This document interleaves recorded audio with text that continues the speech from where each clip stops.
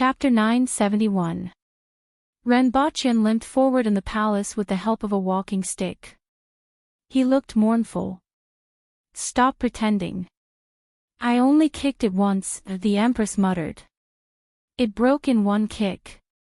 Renbochin looked at her with narrowed eyes. "Serves you right." The Empress snorted. "Who asked you to do those things?" "What a joke." "It's because of today's birth rate. Look at other families with 5, 6, 7, and 8 children, and look at you. You only have a few kittens at home, and pigs can give birth better than you." Renbochin said angrily. The Empress glared at him. "You don't have pigs that can give birth." Renbochin lowered his voice. The Empress raised her leg to kick him. "I was wrong." Renbochin apologized quickly and without hesitation. He looked sincere and serious. "Besides, this is a normal form of entertainment for the common people. Only officials are allowed to prostitute, but the common people aren't allowed to read magazines." Renbochin raised his head again. "Those old men go to brothels all day long. Tu Wan bought 3 magazines, Tong Jingya bought 10, Qin Chuan bought 15, Great Elder bought 2, Shui Yan bought 10, and Xianhua bought 6. These people bought stacks of magazines to read and openly brought them back to their respective ministries. Even the female officials from the Ministry of Revenue weren't embarrassed at all. On the other hand, Lin Mengxing and the students from the Jing tribe were flushed with embarrassment. The bookstore on Jingyang Street was the most popular place for students besides the school library. The Empress glared at him and explained, "Everyone knows that you did it. The royal family has lost all face, so it's not allowed." "Oh." Renbochin threw his walking stick away. Why didn't she say so earlier? The next time he did it secretly, he would find a businessman from the Yun nation, and he wouldn't be able to use those magazines from Japan. He would find a few girls from the brothels and do it himself. Wasn't it just a camera? Wasn't it just an electrostatic copier? One was a scientific product from the early 19th century, and the other was from the early 20th century. How could he not produce both with the full set of techniques? "I want to go to Mount Liuzue," Renbochin said as he followed behind the Empress. "Go." The Empress thought for a while and turned to Renbochin. "Stay away from that thing in the mountain." "I'm not stupid." The late emperor went in straight and came out sideways. How could he go over there? Moreover, he wasn't too interested in what was inside. Or rather, it was not time yet. Just like the savages of Shenangjia, he had been reading all kinds of strange magazines since he was young, swearing about the traces of the savages. Didn't he also not go to Shenangjia? After informing the Empress, Renbochin left with his guards the next day.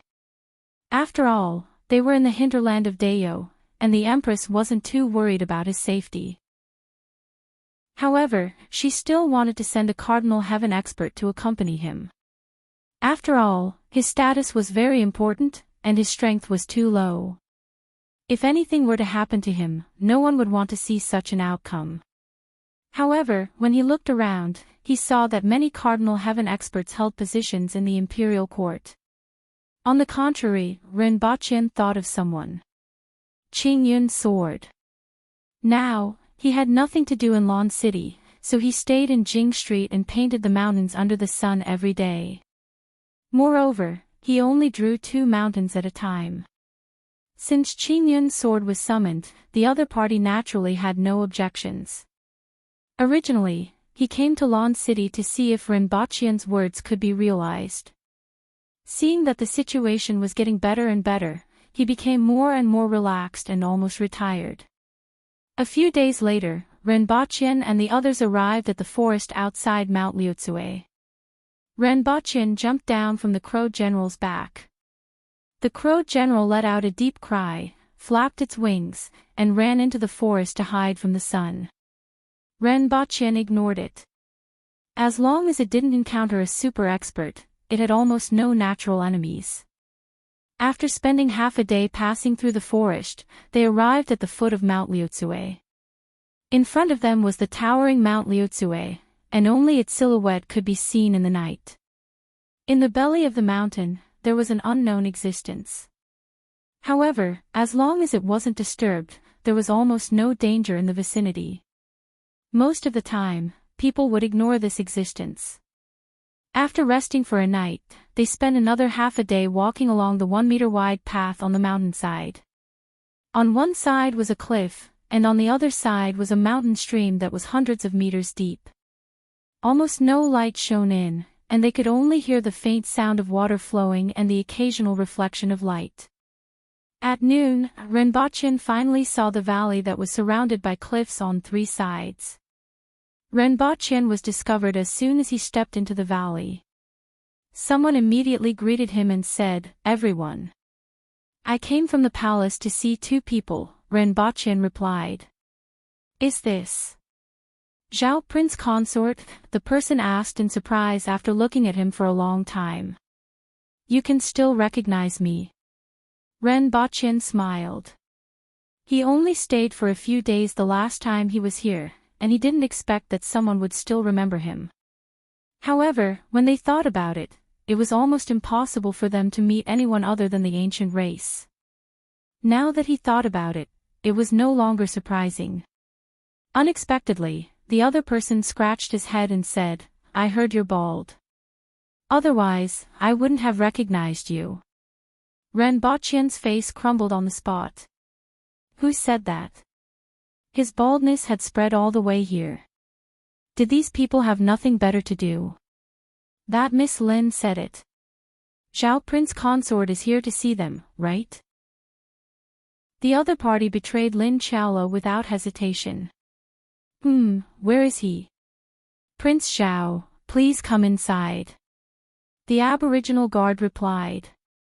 These people didn't have any concept of politeness and didn't show any respect for Renbochin. They spoke as if he was an ordinary person.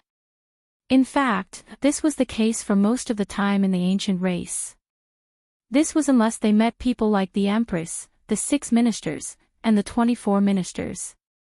After all, there were too many idiots in the ancient race. Most of the time, they changed their attitude toward the Empress and the others not because of their high status, but because they could fight. There weren't many people in this iron mine. There were about 700 prisoners and about 100 guards. The composition of the iron ore wasn't good, the output wasn't high, and transportation was even more difficult.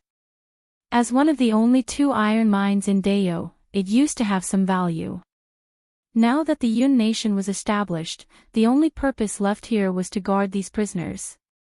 After a few years, when these prisoners left, this place would be abandoned.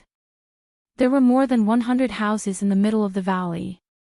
As soon as they approached, the guard pointed to a roof and said, "Miss Lin is there." Renbochin looked up and couldn't find her. He jumped onto the roof and saw a soft object dozing off on the roof. She was wearing a short leather skirt and a tube top. Her body was lying there casually with her arms under her chin. Renbochin landed in front of her in a flash and saw that her arms were sparkling and translucent, full of saliva. Her body wasn't dirty, but her hair was messy and stained with grass. Renbochin circled around her, but she didn't notice his arrival at all. Renbochin kicked her. Her small round buttocks began to deform visibly, and it caved in from the tip of her toes. She then jumped up and gave Renbochin a backhand claw. Baidu search 081 Chinese network yen. No advertising message. Chapter 972. Renbochin, who had already expected this, covered his face with both hands. Fortunately, they weren't in a fight, and she only used a little strength to scratch him, compared to her. As a result, he only had 2 more scratches on his arm. Then, Lin Qiaolo exclaimed, "Aya, why are you here?" It smelled like a northeastern man. Previously, when he went to the northeast, he couldn't change it. Then, Renbochin felt a gust of wind blow past his back. The bag of sweets hanging on his back was gone. Lin Chala squatted on the roof and rummaged through the bag. She found 2 pieces of liqueur chocolates and peeled them off before stuffing them into her mouth. Her cheeks immediately puffed up. As expected, there's no need to worry about you. Renbochin shook his head slightly. Although it was called labor reform, it was actually just a change of place to sleep. Furthermore, he didn't have to worry about the sudden arrival of the Empress. It was even more comfortable than staying in the palace. After eating 2 pieces of liqueur chocolate, Lin Chala's face visibly became rosy, and her eyes became a little blurred. She snorted twice, fell on the roof, and continued to sleep. Renbochin almost burst out laughing. Even a drop of alcohol would make her drunk, yet she still liked the liqueur chocolate, second only to the white rabbit creamy candy. This time, he woke up for less than 10 seconds. Renbochin shook his head and ignored her. He jumped down from the roof and saw that there were a few more people around him. One of them was the supervisor of this mine. "Greetings, Zhao Prince Consort." The man cupped his hands in greeting. "Yes. We're all acquaintances." Renbochin nodded his head. He had dealt with them the last time he was here. The other party looked at him with mixed feelings. Back then, the person in front of him had just been chosen as Her Majesty's husband. Now, he had become Dao's Zhao Prince Consort. Back then, he couldn't even defeat an ordinary person, but now, he had the strength of a Kismet Heaven expert. Back then, he had a head full of lush hair, but now, he had become a bird's egg. This was the vicissitudes of the world. Renbochin didn't know that the other party, who was 2 meters tall and had a big beard, had suddenly become a hipster. "Where is Xianjia?" "He's in the mine. I've already sent someone to invite him." Although General Xianjia was sent to the mines, how could we order her around? Ever since she came, she's been in the mine all day long, working even harder than the convicts. Renbochin nodded. That was true. With Xianjia's cardinal heaven strength, who could order her around? Wasn't Lin Chala sleeping on the roof of the house? Only someone with Xianjia's rigid character could obediently go to the mine every day. Not long after, Xianjia was brought out of the mine. He was dressed in coarse clothes, and his hair was casually tied behind his head. There was some dust on his body, but he didn't look sloppy. Instead, he gave off a refreshing feeling. He felt that this was probably because she was beautiful. "Zhao Prince Consort, you are here." Xianjia cupped her hands and greeted Renbochin. "Aren't you curious why I'm here?" Renbochin asked with a smile. "Strange," Xianjia replied honestly. "Why aren't you wearing your glasses?" "Dust. It's not convenient." "You can still recognize me." "Not bad." Renbochin remembered that Xianjia couldn't see anything clearly from a meter away. "It's mainly because the reflection is brighter." "I can see the reflection." Renbochin felt that this reason left him speechless. "Disperse." Renbochin waved his hand at everyone and said to Xianjia, "Come over and talk." After finding a remote place to sit down, he said, "I came over to see how the 2 of you are doing. It seems like Lin Chala is living a much more comfortable life than you." Xianjia looked up at the front without saying a word. Her eyes were full of mosaics. "Do you blame Her Majesty?" Renbochin tilted his head and looked at her. "Why would I? I didn't protect you well." Xianjia was a little surprised. Her Majesty had no choice. Meritorious deeds must be rewarded, and mistakes must be punished. You can't be blamed for the accident this time, but Her Majesty wants to punish you. Otherwise, this team will be difficult to lead. Renbochin chuckled. "I won't have any thoughts that I shouldn't have." Xianjia shook her head. "Besides, I didn't protect you well. If anything happens to you, I will avenge you first and then kill myself to apologize. You're exaggerating. LoveLore. Renbochin shook his head and sighed when he saw that she was serious. Everything about her was good, but she was too serious. You don't have to be too hard on yourself. Bask in the sun with Lin Chaola and practice martial arts when you have nothing to do. After 3 years, you will be a good man again. It would be a waste to leave you here to mine. Mining is also a form of practice, Xianjia said faintly. Renbochin put this topic aside when he heard her say this. Is it inconvenient to stay here? He thought about it seriously and shook his head. Renbochin lay down in the grass behind him, looked at the blue sky above his head, and stretched out his hand to block the sun. Sunlight flowed in through the gaps between his fingers. He sighed in his heart. Xianjia was too serious and had too few desires. After a while, Xianjia suddenly asked, Zhao Prince Consort, did you bring seasonings? Hungry? Renbochin turned to look at her. Xianjia, who was sitting there quietly, was actually quite pleasing to look at. Someone is dying and wants to eat something good, Xianjia said faintly. Renbochin was a little surprised by such a humane answer. He turned his head back and continued to look at the sky. I thought you would be hungry, so I brought you some seasonings. Remember not to put too much, or else it will taste like seasonings and you won't be able to eat it. Oh. Xianjia responded faintly and fell silent again. After a while, Xianjia got up and patted her butt. I'm going to mine. She waited for a few breaths, but Renbochin didn't reply. She turned her head and only saw a mosaic. She carefully sensed that Renbochin's breathing was stable and seemed to be asleep. After thinking about it, Xianjia went back to her room to get her glasses and finally saw clearly. She stood there and looked at Renbochin in a daze. She was very surprised that he would come to see her. She was a little surprised and pleasantly surprised. It was the same feeling she had when she first put on her glasses. After standing there for a while, Xianjia returned to her original position and began to daydream. After 2 hours, Renbochin's breathing began to change, and he gradually woke up. Xianjia got up and said, I'm going to mine. Without waiting for his reply, she disappeared in a flash. Renbochin was still in a daze, and when he woke up, Xianjia was nowhere to be seen. At night, Lin Chaola finally woke up. She held the bag of sweets tightly and asked Renbochin pitifully, will there be no more after I finish them? That's right. Renbochin nodded.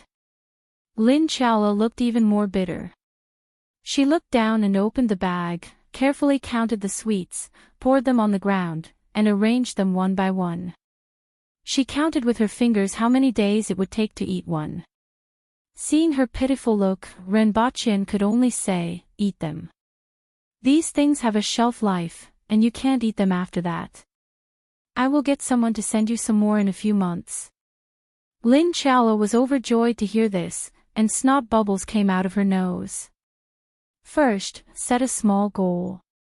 For example, remember in 1 second, Booksellers Mobile. Chapter 973. Renbochin stayed at the mine for a day before returning to Lan City. It took him half a month to go back and forth, and he stayed for less than 24 hours. However, Renbochin felt that it was worth it. Both of them were dismissed by the Empress and sent to the mine because of him. After returning to Lan City, Renbochin started to get busy again. The Imperial Grocery Store was renamed the Imperial Department Store, and there were many new products. White granulated sugar, flour, rice, soybeans, sweet potato wine, fruit wine, vermicelli, soy sauce, sesame oil, canned fish and beef, dried salted fish, and a series of agricultural products and agricultural products.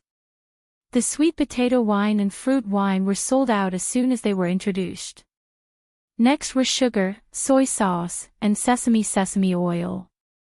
Alcohol and seasonings were the favorites of the Aboriginals. The current production of these products wasn't large, and even Lawn City's demand couldn't be met. However, they made the Imperial Department Store famous. Regardless of whether they were Aboriginals or the Jing tribe, the Imperial Department Store was a must-visit place in Lawn City. In addition, there was another extremely important product, cotton cloth. Unfortunately, it wasn't paid much attention to. It was too expensive for ordinary people, and it was far inferior to silk and satin for officials. However, Renbochin didn't care. New things would always change the world little by little. These cotton cloth were produced in an experimental plot, and it would take some time to grow them on a large scale. Although looms were easy to make, it was impossible to hire weavers. It would take a few years for cotton cloth to be sold at a low price on the market. This time, he just wanted to let the people know that there was such a thing. For this reason, he specially wore a t-shirt for a month. There were 6 big words printed on the back, number 6 in the world. This made the students from the academy laugh even harder. However, it didn't take long for him to see some of the students from the academy wearing t-shirts like him. However, the material of their clothes couldn't be compared to the ones Renbochin brought back from Earth. They were a little yellow and wrinkled. They were comfortable to wear, but not aesthetically pleasing. After a few days, no one wore them anymore. No one was wearing cotton anymore, but many people were wearing improved silk t-shirts. Or rather, a half-sleeved mandarin jacket was more suitable. After all, even though it wasn't difficult to make a t-shirt, it wasn't easy to make it look good. Therefore, clothes like the mandarin jacket naturally appeared. This kind of clothing was easy to wear, convenient, comfortable, breathable, and looked novel. Most importantly, it saved on fabric. Within a short period of time, this trend had spread from the academy to the entire Lawn City. Middle and lower class officials wore silk cloths, while the commoners wore coarse cloths. As for the middle and upper echelons, they naturally wore loose robes with large sleeves. According to their simple values, the more cloth one wore, the richer they were. Seeing this situation, Renbochin pondered for a moment and waved his hand. Half a month later, a batch of cotton underwear appeared in the Imperial grocery store. Recently, the Empress had been rather restless. Whenever she sat there, she would frown and often get distracted. This made Renbochin a little worried. He did not know what had happened to cause the usually heroic Empress to become like this. "Your Majesty, what's wrong? Look at you, your forehead is full of wrinkles recently." On this day, Renbochin took some time out to accompany the Empress to sunbathe in the garden and listen to tunes. The Empress was speechless. "I might be giving birth." The Empress thought for a while and finally decided to tell him. "Ah." Renbochin was stunned at first. Then, he widened his eyes and looked at the Empress in disbelief. "You're giving birth?" One had to know that the Empress had been pregnant for 35 months. From January 3 years ago to November 3 years later, Renbochin had almost gotten used to the fact that there was a ball in the Empress's stomach. He had forgotten about the birth of a child. Now that the Empress said that she was about to give birth, Renbochin immediately felt somewhat incredulous. What seemed to be a very distant matter was suddenly brought to the front of his eyes. It was just like when he was in school and felt that getting married and having a child was something that only happened in movies. It was too far away. And now, this feeling appeared again. These days, that ball has been absorbing my energy and has become faintly discernible. I feel that I should be giving birth soon. The Empress was a little distressed. How should I give birth to a child? These words pulled Renbochin back from his daze. He first took a few deep breaths to suppress the trembling in his heart. He did not know if he was excited or nervous. However, one thing was for sure, he finally didn't have to be forced to go to the andrology department by the 2 devils at home. "Your Majesty, are you going to give birth?" Ren Bachien asked. Then, he let out a long breath and said, finally. The Empress cast a sidelong glance at him and spat at him.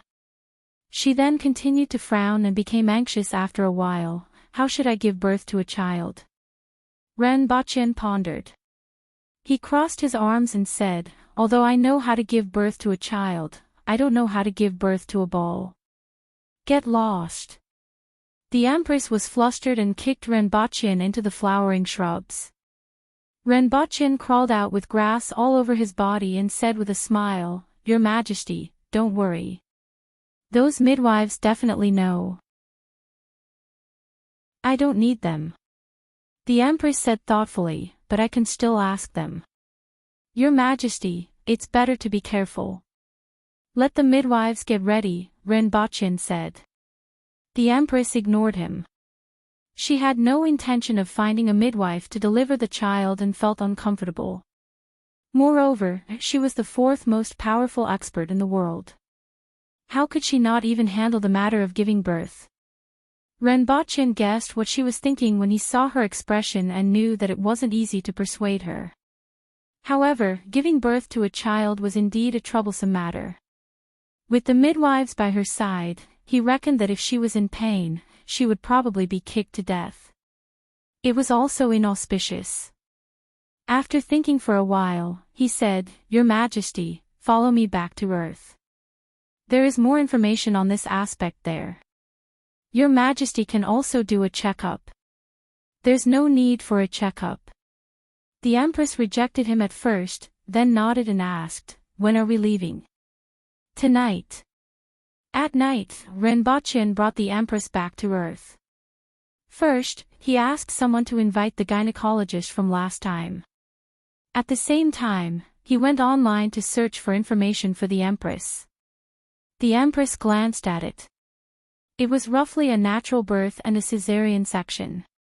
She immediately knew what to do. Originally, she was anxious because she didn't know how to give birth to a child. Now that she knew, it was easier to handle. The gynecologist also arrived at the right time. I don't want to see her. The Empress was no longer gloomy and directly rejected. Since you are already here, why don't you meet her? Ren Bachien persuaded. I don't want to see her. The Empress was very stubborn. She didn't like to discuss giving birth to a child with others. After all, this was a very personal matter for her and very difficult to talk about. In Dayo, which had a tough atmosphere, people like the Empress were considered different. All right, I will go and meet her. I can't let her make a wasted trip, Ren Bachien said helplessly. Ren Bachien went to see the gynecologist and asked her about the situation of the birth. The gynecologist first suggested to go to the hospital for a checkup and then told him some things. As Ren Bachien listened, he began to frown. Although he knew that giving birth was troublesome, he didn't expect it to be this troublesome. After the gynecologist left, Ren Bachien sat for a while before gradually relaxing his frown. He didn't have to worry about most of the dangerous situations during the birth. For example, the umbilical cord around the neck, umbilical cord prolapse, improper fetal position, the Empress's stomach was a ball. How could a ball have these problems? In fact, there was only one kind of danger for the Empress, and that was amniotic fluid embolism. However, it was unknown whether the Aboriginals had this problem. But then again, would there be other problems during the birth of the Aboriginals? Was it on Earth or in Dayo?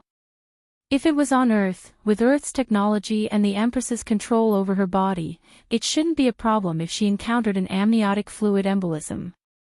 However, with the Empress's physical condition, her skin couldn't even be pierced by a needle.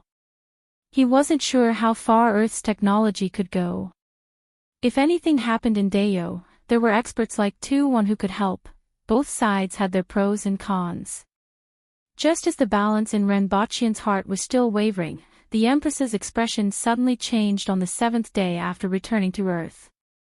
Her whole face was abnormally solemn as if she was about to welcome a great enemy. I'm going to give birth. Recommended a friend's book, I am the boss behind the scenes. Lu Wu, who had inherited the legacy of the great ancestor of the Netherworld, was very worried recently. This was because, apart from the title of His Excellency, the great ancestor didn't leave anything behind. Even his original subordinates had all betrayed him and divided up the territory that originally belonged to him. Under such circumstances, Lu Wu relied on the artifact developed by the great ancestor to start building the game's server, guiding the players from the Netherworld to create main missions, instance dungeons, plots, NPCs, and so on. Relying on the strength of the players, he began his road of conquest. First, set a small goal. For example, remember in 1 second, Booksellers Mobile. Chapter 974. I'm going to give birth. The Empress looked as if she was facing a formidable enemy. Ren Baqian, who was already hesitant, panicked when he heard this. What should he do? Return to Deo? Or stay on Earth? What are you waiting for? The Empress frowned and looked at Ren Baqian. Go to the hospital. His first reaction was to go to the hospital. He hadn't paid back the lessons he had received for more than 20 years. The Empress glared at him and asked, What hospital? Do you have medicine? What medicine? Ren Baqian broke out in a cold sweat. He was confused because of his concern. The Empress's physique was different from ordinary people. What should he do if she was suddenly going to give birth? How could she give birth without going to the hospital? What if something went wrong? Black mud cream. Yes. Ren Baqian forced himself to calm down. The problem was, what did the Empress want this medicine for? Give it to me. The Empress glared at him again. Ren Baqian teleported to retrieve the medicine, took it, and returned to his room. Stand guard outside. Ah. Ren Baqian started to sweat again. What was the Empress going to do? Forget it, he should call the hospital first. The hospital wasn't very reliable. Forget it, he should call the Messier 87 department. He fumbled for his phone and dialed Yang Sen's number. At this time, the Empress returned to her room, slowly took off her clothes, lay on the bed, and used a pillow to prop up her back so that she could see her belly. She then took a deep breath and touched her belly to feel it. Following which, she used her finger to cut her belly. Blood immediately gushed out. The Empress looked calm and continued to perform inhuman operations. First, she controlled the muscles around the wound to stop the bleeding. She omitted the bloody scene at the end. In just a short while, she took out a sphere that was bigger than a basketball. The sphere was red on the outside, and it was somewhat elastic when pressed. It didn't look like flesh and blood, but more like condensed water. The moment she took it out, the sphere blossomed with red light and dyed the entire room red. Following which, it trembled slightly. The air in the entire room began to rotate. In other words, there was a sudden gust of wind around the entire building. The passers-by were alarmed and found that the air here seemed to have formed a whirlpool. And the center of the whirlpool was this building. Many of the winged cavalry warriors and cadets in the building didn't feel anything at first, but they soon realized that there was a strong gale outside the window. However, there was nothing unusual in here. Even when the windows were opened, there wasn't any gale blowing into the room. This strange phenomenon puzzled everyone. At this moment, the Empress carefully placed the ball to one side. A layer of sweat emerged from her forehead and slid down. It would be easy to take out the ball. Previously, she was very careful because she was afraid of hurting the thing in her stomach. After that, he moved his fingers and smeared the black mud cream on the wound. After a few minutes, he released the wound and smeared the medicine on the surface of his stomach. After doing all this, the Empress was completely relaxed. He turned his head to look at the ball beside him. At this moment, a strong gust of wind was sweeping through the room, blowing everything away. And the cause of all this was this little thing. The Empress clapped her hands, and all the windows in the room were blasted open. The strong wind outside rushed in without any obstruction. Then, he carefully observed the ball on the bed with a hint of a smile in his eyes. This little guy was his descendant? It was much scarier than when he was born. Absorbing his blood essence for 3 years was not in vain. Your Majesty. Renbochin kicked open the door and rushed in. The first thing he saw was the Empress lying on the bed and staring at a glowing red ball. One of the Empress's legs was even raised and moving backward. Your Majesty. Renbochin was a little confused. He had just ended the call when he heard the sound of glass exploding in the room. He was so shocked that he hurriedly kicked open the door and came in. But what was the situation now? What was the situation with this ball? Gave birth. So fast. The Empress lay on the bed, turned her head to look at him, smiled, and said, "It's over." Gave birth? Renbochin asked subconsciously. Isn't this it? The Empress pouted at the ball on the bed. At this moment, other than the bedsheet on one side of her, the other bedsheets were almost wrapping it. The Empress got up from the bed and stood there naked. She picked up her clothes and slowly put them on. At this moment, Renbochin saw the black mud cream on the Empress's stomach. Renbochin immediately quivered and his brain almost exploded. Your Majesty, did you disembowel yourself? Renbochin was horrified. Although he had thought of this possibility before, he still felt that it wasn't very possible. If the Empress controlled her own muscles and gave birth to this ball, Renbochin felt that it was more normal. But the Empress actually performed a caesarean section on herself. Isn't it just these two methods? The Empress looked at him strangely and didn't know why he had such a big reaction. Renbochin opened his mouth. He didn't know whether he should pay attention to the Empress or the ball. Your Majesty, do you feel uncomfortable anywhere? Has the wound healed? Renbochin asked cautiously. It's a little itchy, but it's not a big deal. The Empress waved her hand. It wasn't like Renbochin hadn't used this thing before. Naturally, he knew that even though it healed quickly, it was a form of torture when the wound healed. It wasn't just itchy, it was as if 10,000 ants were crawling and biting on it. However, the Empress looked so relaxed as if this wasn't happening to her. Renbochin fixed his gaze on the Empress. He couldn't even feel the surrounding gale. He only felt that the Empress at this moment was exceptionally heroic. This made his heart pound. It wasn't until the Empress put on her clothes that she came back to her senses. She turned her head to look at the room where the gale was blowing and the red ball that was at the center of everything. Is this my son? Renbochin muttered to himself. Of course. The Empress glared at him unhappily. What's going on? He seems to be absorbing something, but I've never heard of it before. The Empress was also a little curious. How long is this going to last? Renbochin looked out of the window and saw that a tornado was about to form.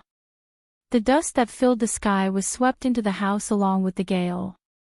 There were even cigarette butts. And waste paper. This was really a change in weather. In the past, he had heard people say that there would be strange phenomena when someone made a sound, but that was all bragging. This time, it was real. At this time, the people downstairs finally realized that this strange phenomenon was coming from the top floor, where Zhao Prince Consort and the Empress lived. Many of the winged cavalry warriors were shocked and rushed to the top floor. Renbochin heard someone kick the door open. He turned around and saw many winged cavalry warriors rushing in. Stop! Zhao Prince Consort, what happened? Many of the winged cavalry warriors were flustered. Cough, cough. Renbochin coughed twice and solemnly said, Her Majesty has given birth. Ha! Ha! What? Everyone exclaimed in shock. How is Her Majesty? She's fine. Ren Baqin replied. Stand guard outside. The Empress's faint voice came from the room. Ren Baqin turned around and entered the room. He saw the Empress sitting cross-legged on the bed and staring at the ball as if she was staring at something strange and interesting. Although this was her son, it was indeed strange and interesting. After a full 15 minutes, the suction from the ball suddenly stopped, and the wind that blew into the room suddenly became chaotic. However, the wind had lost its source and quickly dissipated. The room was already unsightly as cigarette butts, paper, and rubbish were everywhere. However, Ren Baqin didn't care about this at all. He stared at the ball that was beginning to dim and asked, Your Majesty, what should we do? Should we find a kitchen knife to cut it open? How dare you? The Empress glared at him fiercely. Then, are we just going to wait? Ren Baqin asked. The Empress fell into deep thought. At this moment, a cracking sound was suddenly heard from the bowl. A thin crack appeared on the bowl. Baidu search 081 Chinese language website yen. No advertising message. Chapter 975. Look, what's going on? In an office, a middle-aged man clicked on a projection, and 5 images appeared in the air. All 5 images showed scenes of the city. Others could recognize at a glance that it was the same city. Wuji City. One of the most mysterious cities on Earth. At this time, the positions of the 5 images were also different. The most attractive one was in one of the images. A building was surrounded by a wind pillar. Countless leaves, and dust made the wind pillar appear colorful. Outside this wind pillar, strong wind swept toward this location from all directions of the city. It was as if there was a giant kun here that wanted to suck the entire world in one gulp. As the images moved, it could be seen that the wind pillar wasn't only on the ground but also in the sky. A funnel-shaped cloud appeared in the sky above the city and was constantly rotating. The center of all this was the top floor of that building. As for the other scenes in the images, they weren't affected much. At most, they could feel some movement of the wind. Only that building. Furthermore, it was in the center of the city. Everyone could conclude that this couldn't be natural. This is the position of that person. Someone immediately said. That's right. What exactly happened to produce such a great force? This suction is hundreds of times greater than that of the wind tunnel. It's definitely not human power. In other words, if someone had such power, that person would be a god. Could it be that the passage has opened? It would make sense if the passage caused such a scene. What passage? Don't ask too much. Have you sent people to check the other tall buildings and see if they can see anything? If the passage has really opened, then this world will change greatly. Let Yang Sin inquire about it. He has some friendship with that person. There were more than a dozen people in the room. Some were worried, some were thoughtful, some were restless, and some were confused. 2 hours later, the man pressed a button, and Yang Sin appeared on the screen. Yang Sin looked much stronger now, and his face was angular, as if he had become more than 10 years younger. Stop guessing. The Empress has given birth, Yang Sin said as soon as he appeared on the screen. The Empress was what they called Qi Zishao now. After all, they could guess some things from the words of Ren Baqin and the others. In particular, Ren Baqin kept referring to Her Majesty this and Her Majesty that every day. It was fine if it was just 1 or 2 days, but now that it had been almost 20 years, everyone would be fools if they still didn't know. As for Ren Baqin's identity, was there a need to ask? The prince of a country. However, what they didn't know was how much power the countries in that world controlled. In any case, there were nearly 100 Earth-will experts in that building. If they were thrown into any city in this world, it would cause a disaster. Give birth? Everyone was shocked. Impossible. I'm afraid it's true, Yongsan said with a bitter smile. He called me before. He was a little worried. In the end, it happened in less than 2 minutes. I can see that there are people monitoring the upper floors of each building. There are indeed no passageways. After the man finished speaking, he used another device to project a few pictures. One of them was a woman in red standing in front of a broken window. Her eyes were filled with murderous intent as she looked in this direction.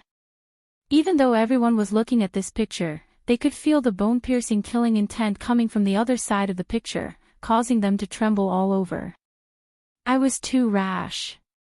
However, after all, it's such a big matter. He should be able to understand, Yongsan said faintly. He understood Rinpoche very well. As long as no one provoked him, he was actually very content. After so many years, both parties had been very happy working together. The other party wasn't an inconsiderate person. If this investigation was discovered by the other party, he would probably have to apologize and explain himself. Following that, there was another picture that was slightly slanted, and one could see a baby sitting on the bed. The important thing wasn't the baby, but the bulging muscles on the baby's body. Without seeing this picture, no one could imagine that a baby would actually have bulging muscles, just like a bodybuilder. In addition, there was another thing. The baby had an extremely long head of hair that almost tied itself up a few times.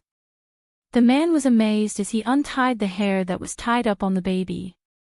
The next picture was of the Empress bending over to pick something up. There was another picture of the Empress making a throwing motion. There was nothing else after that. Just these few pictures. We were discovered by the other party, so we can't take any more pictures. Furthermore, the man's expression was a little strange. Do you know where this picture was taken? Zhongda building. That's right, it was 6 kilometers away from that building. However, the other party actually threw a stone over. 6 kilometers, and a stone was thrown over. Just thinking about this number was terrifying. This strength was simply inhuman. It simply ignored the laws of gravity. Are they all right? Someone asked. Our people are fine. The man's expression was a little strange. Our people are in the easternmost room of Zhongda building, and the one that was hit was the one on the west side. Everyone thought about it. Zhongda building was more than 400 meters wide from east to west, their strength was terrifying, and their accuracy was also terrifying. However, they still didn't dare to let their guard down. One had to know that this was 6 kilometers away. Not only did the other party discover their investigation, but he also actually threw a stone over. How much strength did this require? How fast did this require? It looked like it was more than 400 meters off course, but at this distance, Zhongda building was only as thick as an electric pole in the eyes of the other party. It wasn't unreasonable for it to be so off course. Everyone discussed for a while, and they felt a deep sense of reverence for the legendary Empress. Then, they began to wonder, that child doesn't look like a newborn. It's indeed a newborn, Yongsan opened his mouth and said. That body of muscles and such long hair, how could it be a newborn? I know that you guys find it hard to believe, and I find it hard to believe too. However, to be able to have such a momentum at birth, it naturally won't be the same as ordinary people, Yongsan said slowly. He dared to say this because he naturally had his own sources of information. Everyone had different expressions. They didn't dare to believe it, but they couldn't doubt it. After a long time, someone suddenly said, if there really is such a phenomenon at birth, then he simply isn't human. When he grows up, won't he be a god? As soon as this was said, everyone's expression changed. If that was really the case, then it was simply terrifying. Don't think too much. Also, don't investigate him anymore. We aren't on the same level. Yongsan warned everyone and turned off the screen in front of him. there were still many things he had to do next. Not only did he have to report to the higher-ups, but he also had to contact the other party. He also had to think carefully about what kind of gift to give. Baidu search 881 Chinese network yen. No advertising words. Chapter 976. Crack. Along with the sound, a thin crack appeared on the red ball. Crack. Crack. Numerous cracks appeared on the red ball. Renbachien looked at this scene in amazement and inexplicably thought of a chick coming out of its shell. It was actually oviparous. Oviparous, really? Renbachien didn't know what to think. Well, he knew that this little thing had absorbed too much blood from the Empress and wrapped itself up. However, this scene in front of him looked like it was oviparous. He looked at the Empress who was lying there with her face almost stuck to the shell. Boom! Suddenly, a fist came out of the shell and hit the Empress's nose. The Empress immediately widened her eyes and raised her hand to slap, but when she thought that this was her own child, she put her hand down and put it behind her back lest she couldn't help but slap it. However, the distance between her and the little thing was a little too far. Crack. Another hole appeared on the shell, and another fist came out. Both fists were pinched at the edge of the shell. Tearing, holding, pulling, pushing, knocking. All kinds of martial arts were used. Then, a cry came from the shell. Your Majesty, do you want to help him open it? Renbachien felt an inexplicable pain in his heart when he heard this cry. Let him do it himself. The Empress continued to stare at the ball curiously and said, This is my child, and there was such a strange phenomenon when he was born. How could he be trapped? Renbachien thought for a while and gave Yang Sen a call to tell him that he didn't need help. At the same time, he happily told the other party, I'm a father. At this time, a sense of joy rushed up from the bottom of his heart. Then, he called the two great demons at home and said, Both of you are grandparents. Renbachien's parents were dumbfounded when they received the call. There wasn't any news before. How did he suddenly give birth? They were at a loss at first, then became vigilant and said, Don't tell me you got him from somewhere to lie to us. Renbachien almost choked to death. Biological. Listen, he's biological, not a gift from topping up a phone, not from a trash can, not from playing games, he's my biological child. I didn't tell you before because I wanted to give you a surprise. Well, you don't have to come anymore. Come back in half a month. Renbachien calculated the time and felt that it was time for him and the Empress to leave. Alright, we still have something to do. We're not at home, and we know that you can go anywhere. It's really inconvenient for me to come here. I'll go to Wuji City to see my grandson in half a month.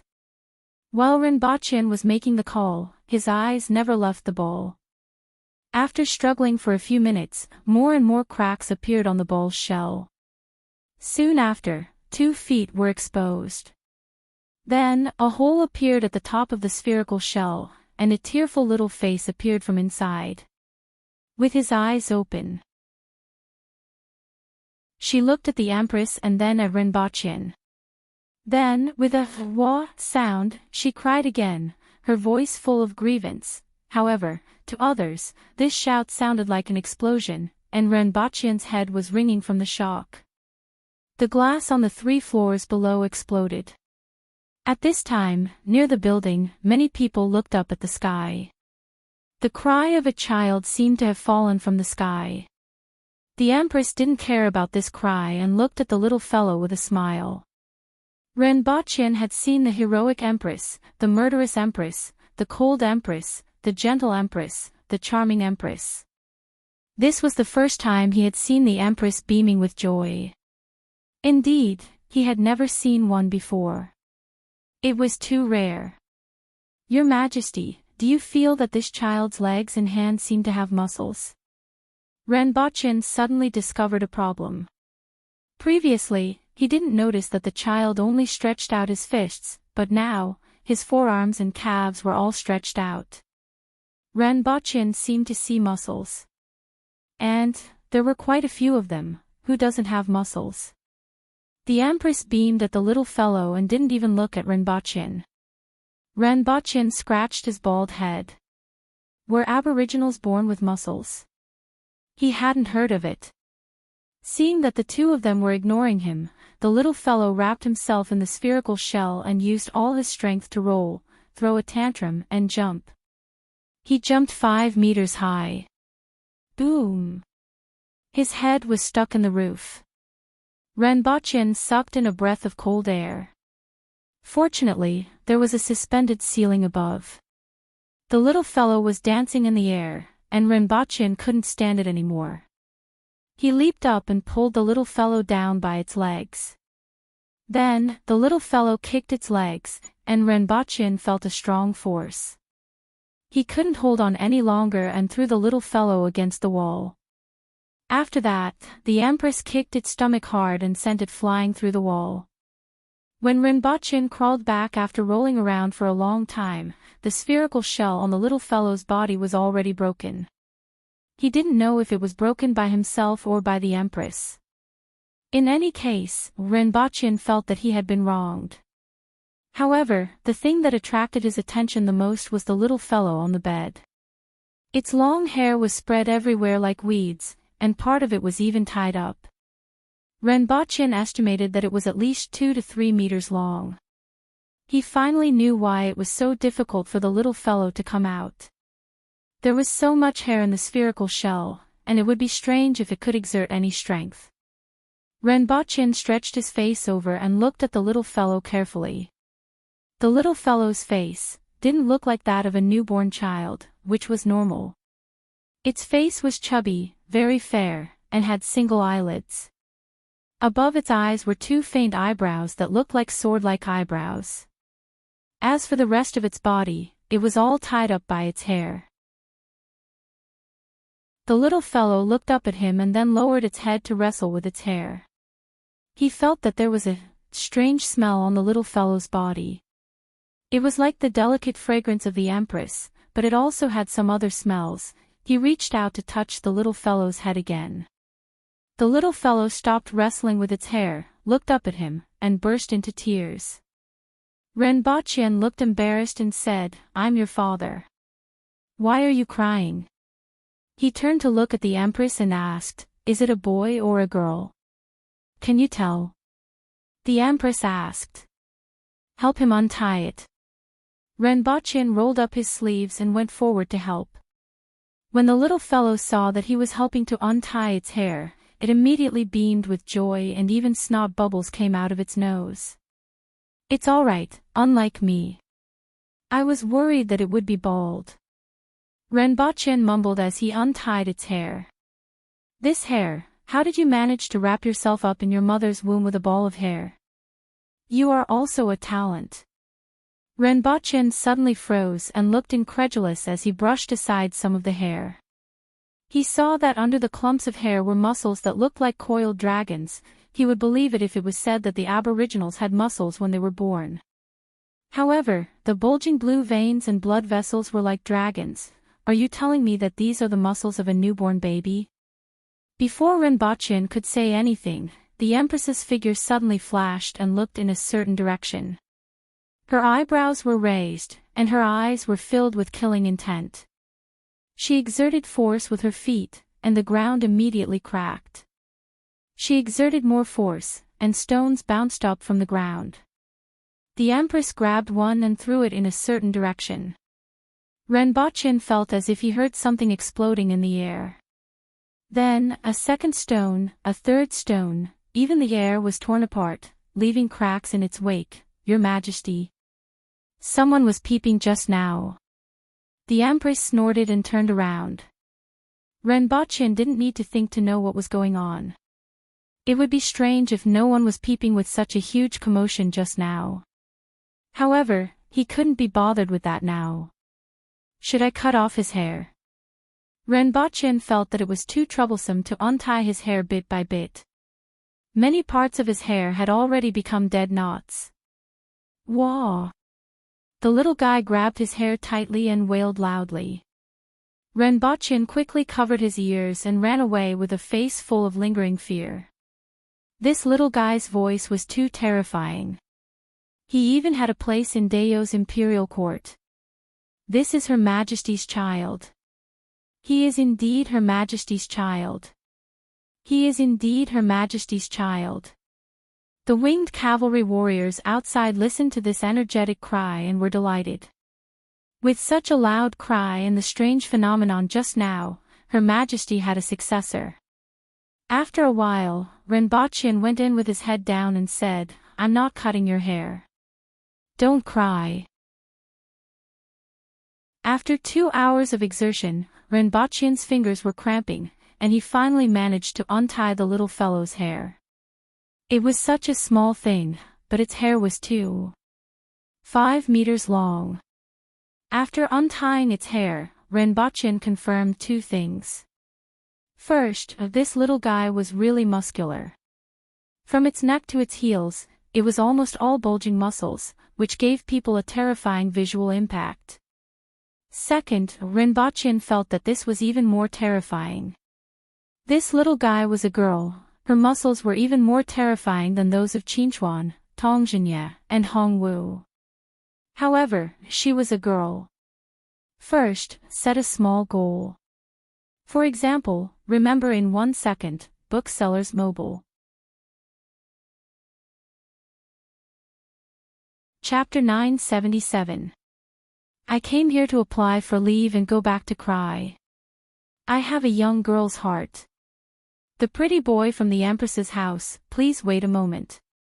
After the content has been updated, please refresh the page to receive the latest update.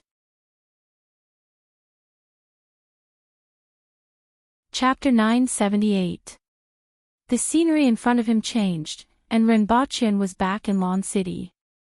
He heard a cheer from his side. The little fellow in the Empress's arms was looking around with glowing eyes. She stretched out her hands to Renbochin and said, "Wow. Wow. You finally realized that I'm quite powerful."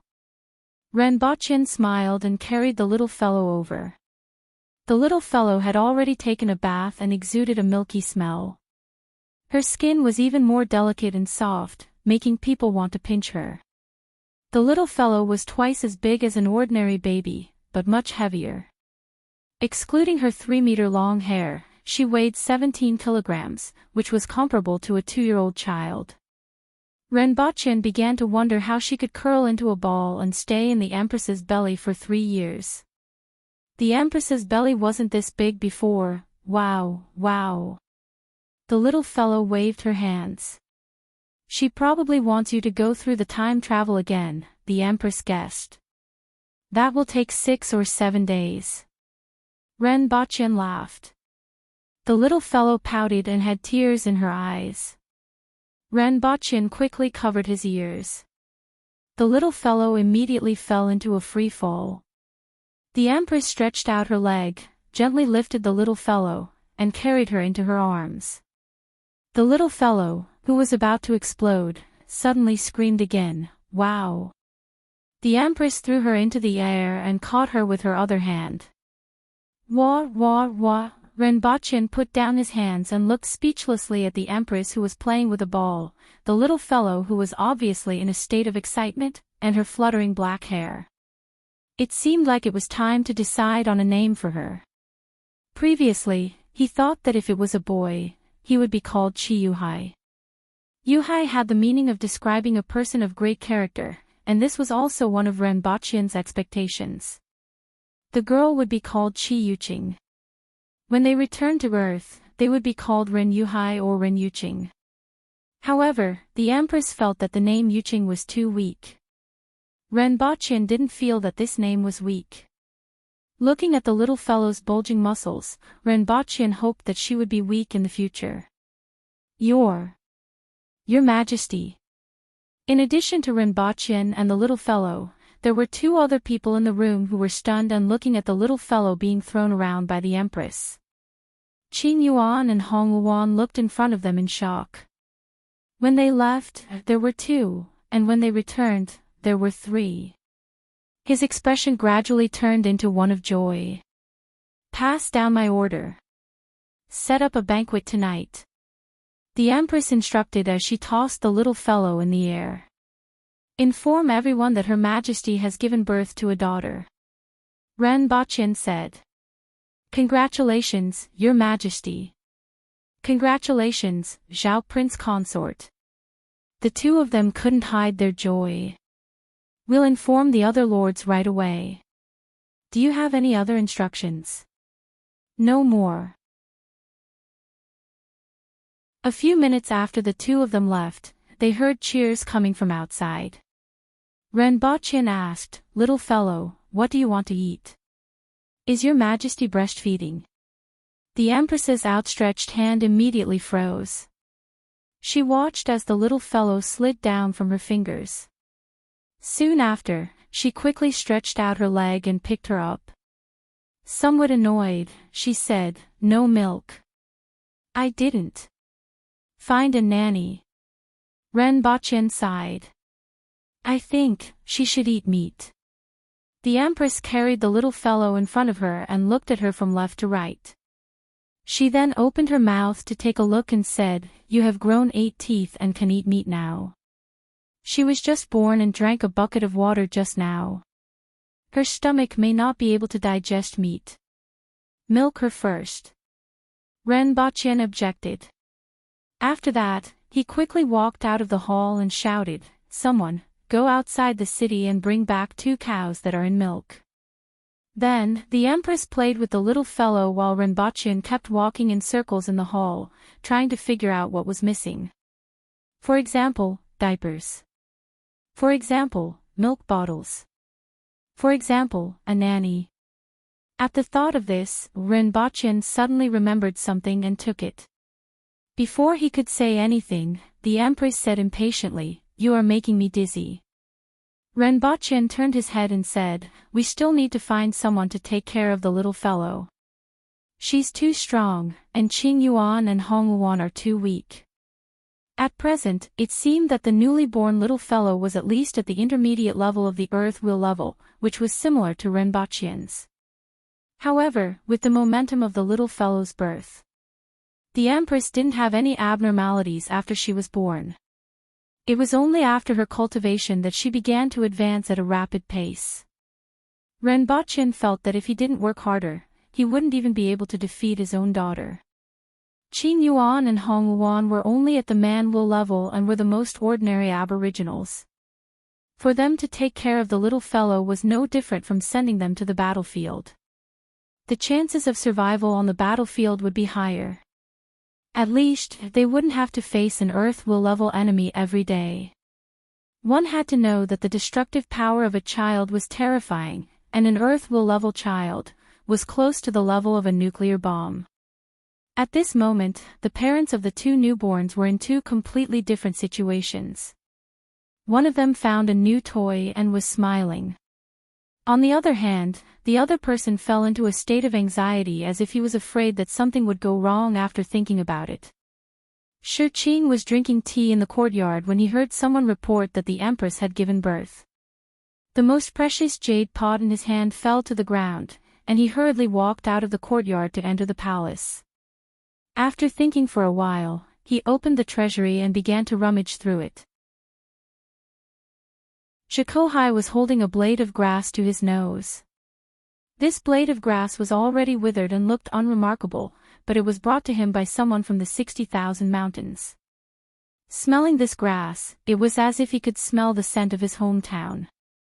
When he heard the news, Zhikohai stood there for a long time before sighing softly.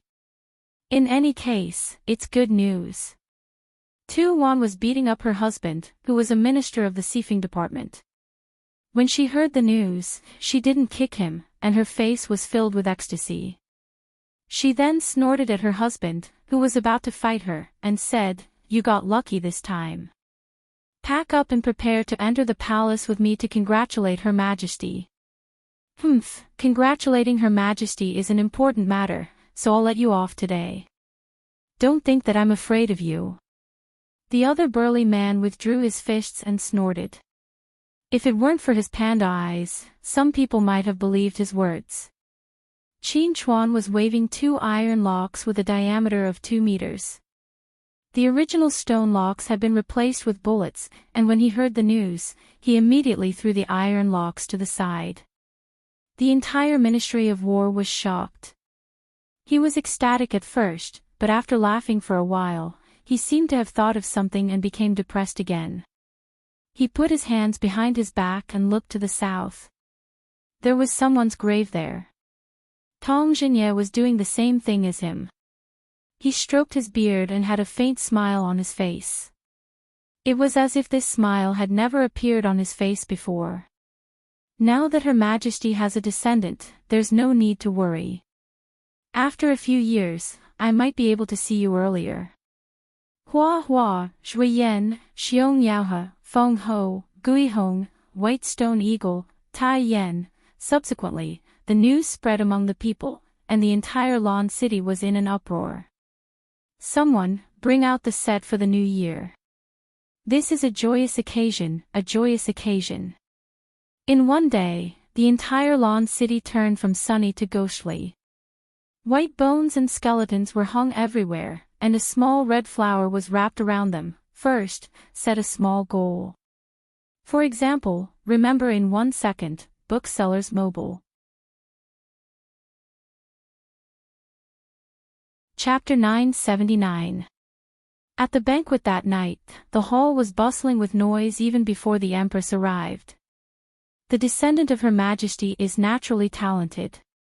In the future, our Aboriginals will have another exceptional expert. Not to mention inheriting all of Her Majesty's talents, even half of them will make him an exceptional expert. It's really strange that he actually stayed in Her Majesty's womb for 3 years. I've never heard of a child born in 3 years. Doesn't this mean that he's different from the rest? Today is really a joyous day. Her Majesty has a child, and I can finally rest assured. Even outside the hall, one could hear the hustle and bustle inside. Her Majesty has arrived. Zhao Prince Consort has arrived.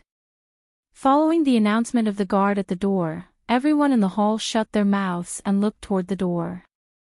There were 2 doors at the front and back of the hall. Entry was through the main door, and those who left early would leave through the back door. The Empress, dressed in red, strode into the hall with her long hair fluttering in the wind. She was carrying a drowsy baby in her arms. The baby was slightly bigger than a newborn. What surprised everyone the most was that the baby actually had long hair on its back. The hair was braided into a whip and coiled around the Empress's bosom. A portion of the hair covered her body like a cup. Ren Baqian, who was beside the Empress, was half a step slower. Everyone was used to this scene. At this moment, everyone's attention was focused on the baby in the Empress's arms. As the Empress entered the hall, everyone was delighted. They were relieved that the Empress had given birth. However, their expressions and gazes quickly changed. Their eyes widened, and they couldn't close their mouths. Kismet heaven! Someone exclaimed. Even more people had their mouths wide open, their faces filled with disbelief. It was actually Kismet heaven. Kismet heaven as soon as he was born. How was this possible? Was the child that Her Majesty was carrying in her arms that was born today? One had to know that Tong Lan was extremely talented, and Tong Jinye had high hopes for her. She had also reached Kismet heaven at the age of 7. This speed was already amazing, and it was rare even among the Aboriginals. They had never heard of anyone being born at Kismet heaven. Ren Baqian looked at everyone's expressions and felt quite pleased. After all, this was his child. It was just like how parents like to show off their children on their WeChat moments. At most, they would show off what the child had learned, such as painting, foreign languages, playing the piano, or martial arts. But it was useless. My daughter scared you to death the moment she was born. Cough. Ren Baqian coughed softly as he sat beside the Empress. An uproar erupted in the surroundings. Kismet heaven. How is that possible? He's already a Kismet heaven at birth. Unheard of. This kid is so terrifying. I've never heard of such talent before. Unprecedented throughout the ages, number one under the heavens. Renbachian's eyes narrowed as he listened to everyone exploding. He turned his head to look at the little fellow. At this time, she was already completely asleep. The noise in the main hall did not affect her at all. Her snot bubbles were coming out one after another as if she was smeared with soap. Imsham, not bad, he was his biological son and had inherited his powerful genes. The Empress chuckled as she sat there. It was rare to see such an Empress.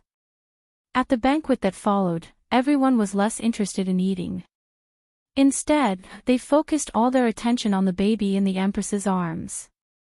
It was too shocking. Everyone was at a loss for words and couldn't find anything to say. Until the end of the banquet, when the Empress and Renbachian left with the child, everyone was still sitting in the main hall and discussing for a long time. Everyone was ecstatic. Everyone was excited that the Empress had such a descendant. It was as if they had been injected with chicken blood. Shurqing's face was beaming, and Kozhihai didn't look reluctant at all. He laughed until he couldn't open his eyes for the entire night. That night, this shocking news spread to all the residences. It caused another uproar. Everyone regarded this child as the strongest aboriginal expert in the future, or even the number one expert since ancient times. Even Li Fu, Qingyun's sword, and the others had heard about it. The next day, Li Fu asked to see the Empress for the first time. This was the first time he had taken the initiative to come to the palace after coming to Lan City. His purpose was to take a look at this child. Allow him to take a look. The Empress waved her hand. The uproar of everyone made her feel very excited. There wasn't a parent who didn't want their offspring to be a world-shaking expert. In particular, this child showed exceptional talent at birth. Wow! The little fellow was stumbling in the main hall as she chased after the golden retriever, which was Ting Ling. The little monkey from back then had grown a lot and was half the height of a human when it stood up. It had enjoyed a few years of bliss in the palace. However, everything came to an abrupt end today. In order to tease his newborn daughter, Renbachian carried Ting Ling over. At first, it happily squatted on Renbachian's shoulder. However, as soon as the little fellow saw Ting Ling, it crawled over with glowing eyes and opened its arms. Wow! Renbachian touched Ting Ling's head and placed it in front of the little fellow. The little fellow reached out and grabbed a handful of hair, scaring Ting Ling into running away as if it had seen a ghost. Stay in the main hall and don't go out. Renbachian casually said this and pushed it straight into the fire pit. Although the little fellow stumbled as she walked, she was strong and could climb very fast even when she was crawling. She was able to run 7 to 8 meters away in no time, chasing after the Ting Ling until there was no way out. This was the scene that Li Fu saw when he came in. After taking a closer look at the little fellow, Li Fu was also shocked. Was she really born yesterday? Nonsense. Renbachian rolled his eyes. Hiss. Li Fu took a deep breath and said, "It's actually true." It's actually true. After a while, Li Fu suppressed the shock on his face and cupped his hands at the two of them. With such amazing talent, this child should be the backbone of the human race. Pfft. You are as timid as a dog, yet you expect a child to be the backbone of the human race. How can you have the nerve to say that?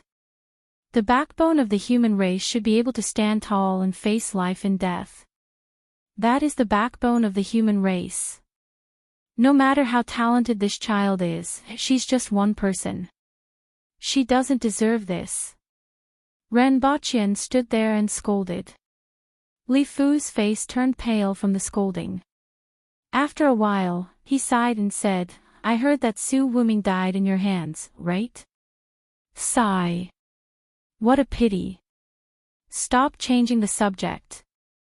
Ren Baqin scolded again. If you continue, I won't have the face to stay here any longer. Li Fu covered his face with one hand. You are right. The human race should stand tall and be the backbone of the human race. I don't deserve the title of the world's most powerful expert. If the two of you don't mind, let me teach her some tricks. I might be able to help her in the future. Ren Baqin's expression softened a little. This old fellow was as timid as a dead dog all the time, but he finally had some face today. However, his daughter. She was already begging to be taught by the world's most powerful expert at birth. She was a proper protagonist. In the following days, not only was Lan City shaken, but even the Yun nation was shaken. Hong Wu immediately returned from the Protectorate of the North. Zi Donglai, Li Qinqiu, and the others. Shi Wanya, Zhuyu, and the others also sent their subordinates back to Lan City with valuable gifts. Nowadays, there were a few Yun nation families in Lan City that did business all year round. They were smart people and were the first group of merchants to go to Lan City after the Yun nation was destroyed. They also sold their goods at low prices.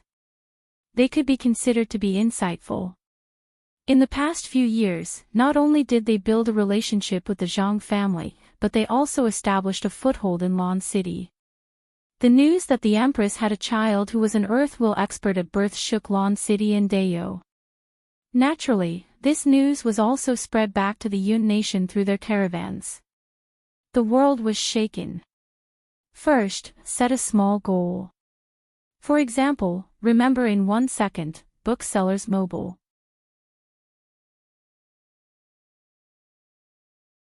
Chapter 980. Qi. G. The Empress closed her eyes and flipped through the dictionary. She twirled her finger in the air and then pointed it downwards. That's it. Ren Baqin, the Empress's finger just so happened to touch a du. Qi Jilu. What kind of name was that?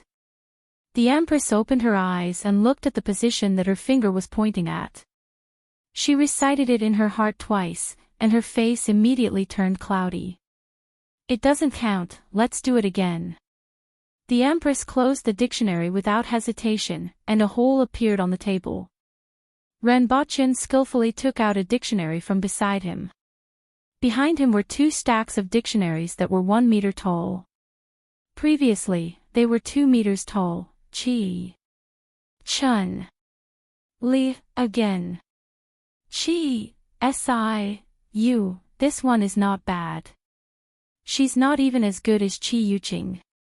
Ren Baqin curled his lips. Again. Great. Qi. Qi. You might as well add a word. Great sage, heaven's equal, this domineering person. I wonder if he'll cause trouble for you. I don't think he dares. Qi. Ni. Lai, Qi. June. Stand. After a short while, Ren Baqin stretched out his hand and touched empty air. He turned his head and saw that there was only 1 dictionary left. Your Majesty, this is the last chance. It seems like we can only choose from the front. Ren Baqin was still trying his best. How about Qi Yuqing? No. The Empress was obviously very anxious. Never.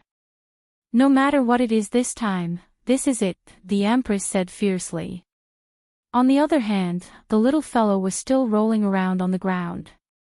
She had accidentally broken 7 or 8 pieces of the flagstone on the ground. The little fellow was overjoyed. He did not know that his future was pinned on the last time his parents closed their eyes and flipped through the dictionary. Qi. Air. Upon seeing this word, Ren Baqin's expression changed. He turned to look at the little fellow with a face full of grief. Flower. After hearing the last word, Ren Baqin fell silent. Ren Baqin looked up at the Empress, whose face had turned from cloudy to stormy. He rubbed his forehead and said, "Your Majesty, your daughter is called Chi-Er-Hua. The Empress. This name is actually not bad. It's simple and easy to raise." Renbachien tried to find a good point about this name. "Where I come from, it's popular. For example, Guden, Yaden, Ergu, and so on. Erhua sounds better than Ergo. If I call him Chi-Ergu, hee. Renbachien laughed at this point. Bang! The Empress sent him flying with a kick. Her face alternated between green and white as she sat there. "Forget it, let's just call her Chi-Yuching. Your Majesty, a monarch never goes back on his words." "I know, I will not change it. He used to be called Two Flowers." Bang! The Empress gritted her teeth and said, "Someone, add the princess's name to the list. Chi-Yuching." The Empress turned her head and looked at the heartless little fellow rolling on the ground. She became even more depressed and gave her a tight slap on her butt. He didn't hide his anger at all. Wow! The little fellow turned to look at the Empress with a blank look on his face. He didn't know what was going on. As she thought about it, her eyes began to fill with tears. "Wow! Master, I heard that Qi Zixiao's daughter was born a cardinal heaven expert, which is equivalent to our earth will expert. Do you think this is true?"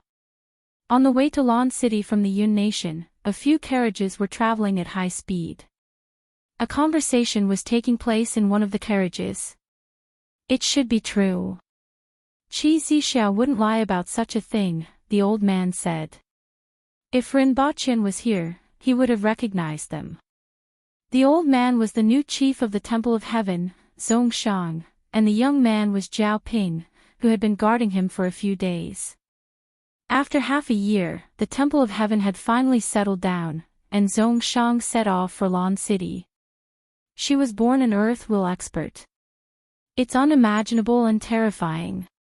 Jiao Ping shook his head and sighed. Compared to the other party, his talent was nothing. "It's indeed terrifying." Zhongshang nodded. "However, it's also a blessing. It's a blessing for the human race to have such a talented person in the future." Jiao Ping nodded. It was indeed a blessing for the human race to have such an expert when they left the land of exile in the future. I don't know what level she will reach in the end and whether she can compare to the ancient emperor.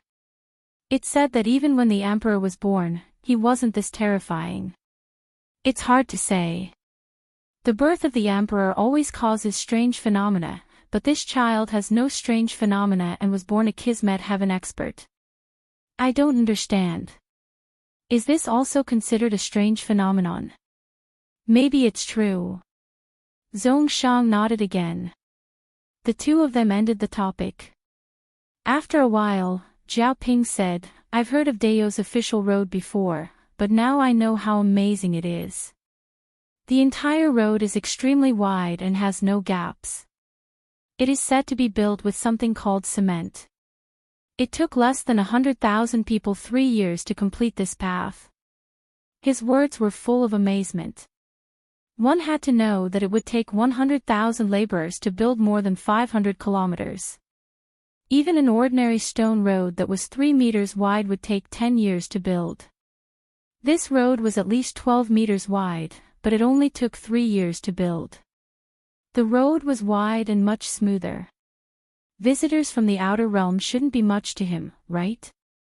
As Zhongshang spoke, he pulled open the curtain and looked outside with anticipation in his eyes. He hoped that the future of the human race would be like this. After a week, Renbachien and the Empress calmed down from the joy of becoming parents for the first time.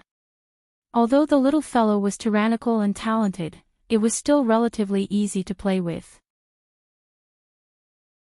Anything interesting could keep her entertained for half a day. As for eating, the Empress was right. The little fellow actually only ate meat. Furthermore, her eyes lit up when she saw the Empress drinking. She would clap her hands and cheer. This gave Renbochin a bad premonition. He was afraid that the little fellow would grow up to be a wine barrel. Afterward, the Empress dipped her chopsticks in white wine and fed her half a bowl. Renbochin felt that this prediction had become a reality. At this time, the little fellow was wearing a red doudou and dragging two whips that were more than 2 meters long behind her head. She was chasing the roaring emperor on the ground. The roaring emperor was only at the man-wool level and didn't dare to dig a hole in the hull. At this time, it was forced into a corner by the little fellow and looked flustered. Renbochin went forward to lift the little fellow and smiled gently. "Little fellow, it's time to see Grandpa and Grandma." Although his smile was gentle, he was unsure. He didn't know what the pair of devils at home would think when they saw their granddaughter, who was only half a month old and could already run, jump, climb up the roof, catch chickens, and chase dogs. Her muscles were bulging like a bodybuilder, and her body seemed a little disproportionate to her head. It was as if her body was one size bigger, and she could smash a wall with one punch. However, an ugly daughter-in-law had to meet her parents-in-law sooner or later. Renbochin's daughter had to meet the elders. Woo! Woo! Woo! The little fellow was puzzled after being picked up, but she quickly became cheerful. Her face was beaming with a smile that was as clear as a gem. "Your Majesty, let's go." Renbochin pulled the Empress, and the three of them disappeared from the palace. First, set a small goal. For example, remember in 1 second, Booksellers Mobile. Chapter 981. Wow! The little fellow had just arrived on Earth. After seeing that everything around her was completely different, she let out a joyful cheer and patted Renbochin's shoulders with her 2 little palms. Bang! Bang! Renbochin grinned. If it weren't for his strong body, he would have been sent to the emergency room. "Have you found someone to take care of her?" Renbochin asked. Although the little fellow didn't need to be taken care of like an ordinary baby, she needed someone to play with her at all times. No matter what time she woke up, whether it was midnight, 2 a.m., or 8 a.m., she needed someone to play with her at all times. Otherwise, she would roar like a lion. The Empress rubbed her eyebrows. It wasn't that easy to find someone. To be able to control the little fellow, one had to be at least at the peak of Kismet heaven. Considering the growth of the little fellow, it was best to have the strength of a Cardinal Heaven expert. Cardinal Heaven experts were also considered the top fighters in Dayo. Most of the experts at the peak of Kismet heaven had duties, let alone Cardinal Heaven experts. Renbochin couldn't possibly ask them to throw their duties aside to look after the child, could he? Otherwise, call Enchanting back to atone for her crimes. Renbochin looked at her expression and knew that it wasn't settled yet. The Empress glanced at him and said, "You are especially concerned about her. After all, she was dismissed and punished because of me. Besides, it's convenient for you to use her. She has arranged the palace guards in an orderly manner for so many years." Renbochin's mouth twitched, and he almost sneered at the Empress. "I was the one who said 3 years." The Empress frowned and obviously didn't want to change her mind. "TSK, TSK, how fragrant." Renbochin clicked his tongue. Boom! The Empress carried the little fellow with one hand and put the other behind her back. Her expression kept changing as she stood there. After a while, she gave up on the idea of calling Enchanting back and decided to see if Wanya could find a suitable person. After all, there were many experts in the 60,000 mountains. Although they were fierce and unrestrained, Wanya had taken a few years to bring 30% of the villages under his control. Perhaps he could find a suitable candidate. Renbochin climbed out from a pile of bricks, changed his clothes, sat in the living room, and pressed a button. A holographic image immediately appeared in front of him. "Boss? You're back." In the picture was a woman wrapped in a bath towel. Don't look at her face. That's right, she was Shinfang's assistant. Although she was a woman, she looked more manly than a man. Sometimes, Renbochin wondered why his assistant was so different from other people's assistants. Sure enough, everything in the movies was fake. Are the two demon kings in my family here? Renbochin asked lightly. I've been here for 10 days. I'm currently staying in the villa area. Renbochin told them that he would be back in half a month. He didn't expect them to rush over after a few days because they couldn't stay at home. Oh, got it. What about 10,000 years? He's currently in Wuji City and seems to be cooperating with the Armed Forces United Command. Has anything happened recently? The experts from the military have fought with the US 3 times in Africana and lost more than 10 people. Renbochin listened quietly. The conflict between the rising number 1 country and the former number 1 country that was unwilling to give up its position had never lessened. In other words, the two sides were using various conflicts to test each other's strength and confidence in various aspects. After all, the two countries couldn't go to war with each other with real swords and guns. After the US demonstrated the exoskeleton equipment and successfully swayed some of the opportunists, the military sent people to Africana. They didn't expect the conflict to take so long. According to the narration, the 3 skirmishes involved dozens to hundreds of people. The military lost more than 10 manual experts, while the other side only lost more than 10 people. The number of casualties on both sides was equal. After the outbreak of these 3 skirmishes, the opportunists immediately stood firmly by the other side, waving flags and shouting war cries. The various political and economic visits they had conducted had already explained everything. The difficulty of cultivating a manual expert and manufacturing an exoskeleton were completely different. It could be said that an ordinary person, who had practiced martial arts, could use an exoskeleton after a short period of training. However, for an ordinary person to reach the manual level, not only did it require time, resources, and talent. Under such circumstances, it was easy to understand why the opportunists made such a choice. Renbochin sneered. Those people had never seen an earth will expert and didn't know how huge the gap between a man wheel and an earth will expert was. One had to know that an earth will expert could already cut bullets with a knife. This wasn't something that the soldiers who used the exoskeleton system and the assistance of artificial intelligence could contend against. On the big stage, technology did indeed have an advantage. However, under the current situation where it was impossible to use weapons of mass destruction, an earth will expert had a crushing advantage. Has anyone in the military reached the earth will level? Renbochin asked faintly. The other party was silent for a while before replying, 3 from the military and 2 from the Armed Forces Command. Renbochin nodded. With such a large population base in the past 10 years, there would definitely be a few geniuses emerging. However, since the military had an earth will expert, it meant that the number of earth will experts wouldn't be small in the future. He needed to increase the number of winged cavalry warriors on Earth. In addition, he also needed to arrange for a cardinal heaven expert. This level of expert could be used as a nuclear deterrent. After understanding what he wanted to know, Renbochin turned off the holographic image. The Empress had changed into a long red dress and was carrying the little fellow, who was wearing a red dudu, downstairs. The little fellow was like a small animal that was being held by the neck. It was very quiet, but its black eyes kept rolling. Let's go, the ugly daughter-in-law is going to see her in-laws. Just as Renbochin finished speaking, the Empress kicked him out. Ugly daughter-in-law. Ugly granddaughter. Renbochin sighed.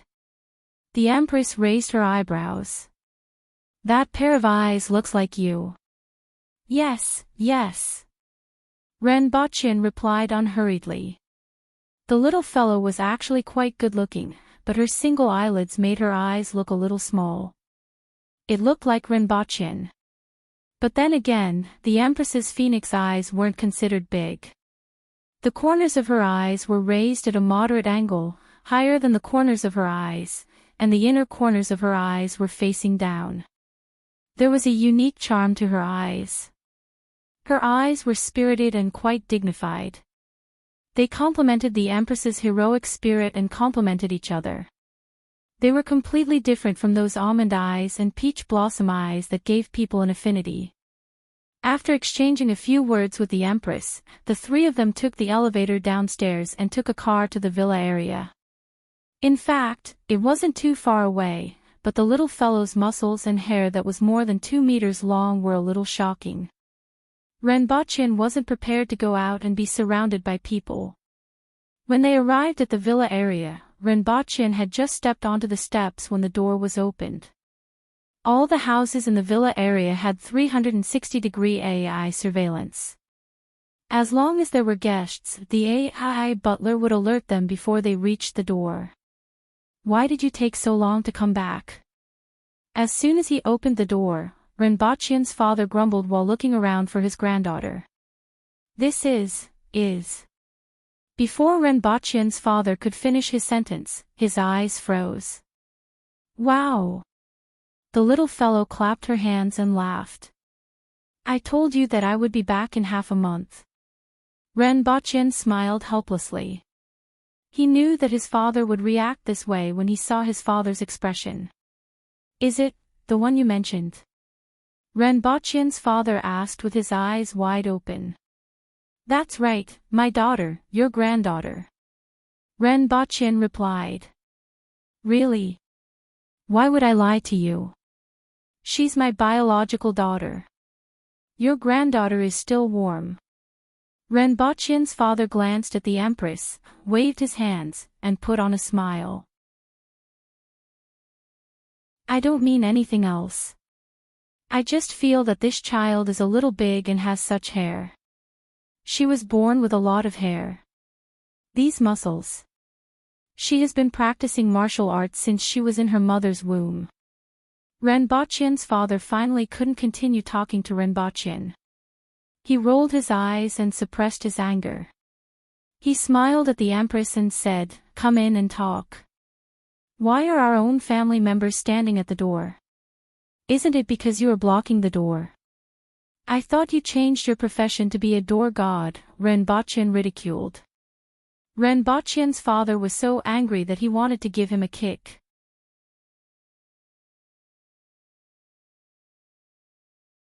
Chapter 982. Renbochin placed the little fellow on the ground. "Your two granddaughters." Renbochin and the Empress sat on the sofa while the little fellow sat on the ground and looked around. Everything around her was new to her. Sitting on the opposite sofa was the Demon King X2, who was staring at the little fellow motionlessly. The two of them were sizing up the little fellow, who was wearing a red tutu and had her hair coiled into a big circle on the ground. Only the ends of her hair were in the hands of the Empress. "It seems a little big." Mama Ren asked doubtfully. "Good nutrition. Why is her hair so long?" Mama Ren asked the same question as Papa Ren.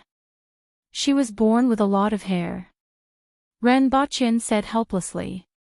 The two of them looked at the little fellow, then at Renbochin and the Empress.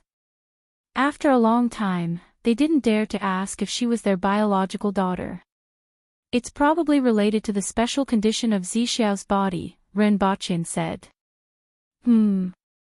The two of them were puzzled as they didn't know what was so special about her body. "Zixiao is a spirit will expert." "What's a spirit will expert?" The two of them were even more puzzled.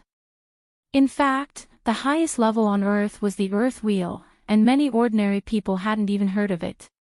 As for the two elders, even though they knew about man and Earth Wheel experts, that was all they knew. As the name suggests, she is an expert above the Earth Wheel level. It's probably the difference between level 1 and level 30. SSS. The two of them gasped as if they had convulsions. Even though they were ignorant, they knew the level of an Earth Wheel expert on Earth. They were the top experts and could be said to be the pillars of the country. According to their son, this was only level 1. How could their daughter-in-law be more than 10 times stronger than an earth will expert? Don't tell others about this. In fact, not many people know about the existence of a spirit will expert, Renbochin said faintly. He turned to look at the Empress and subconsciously wanted her to perform.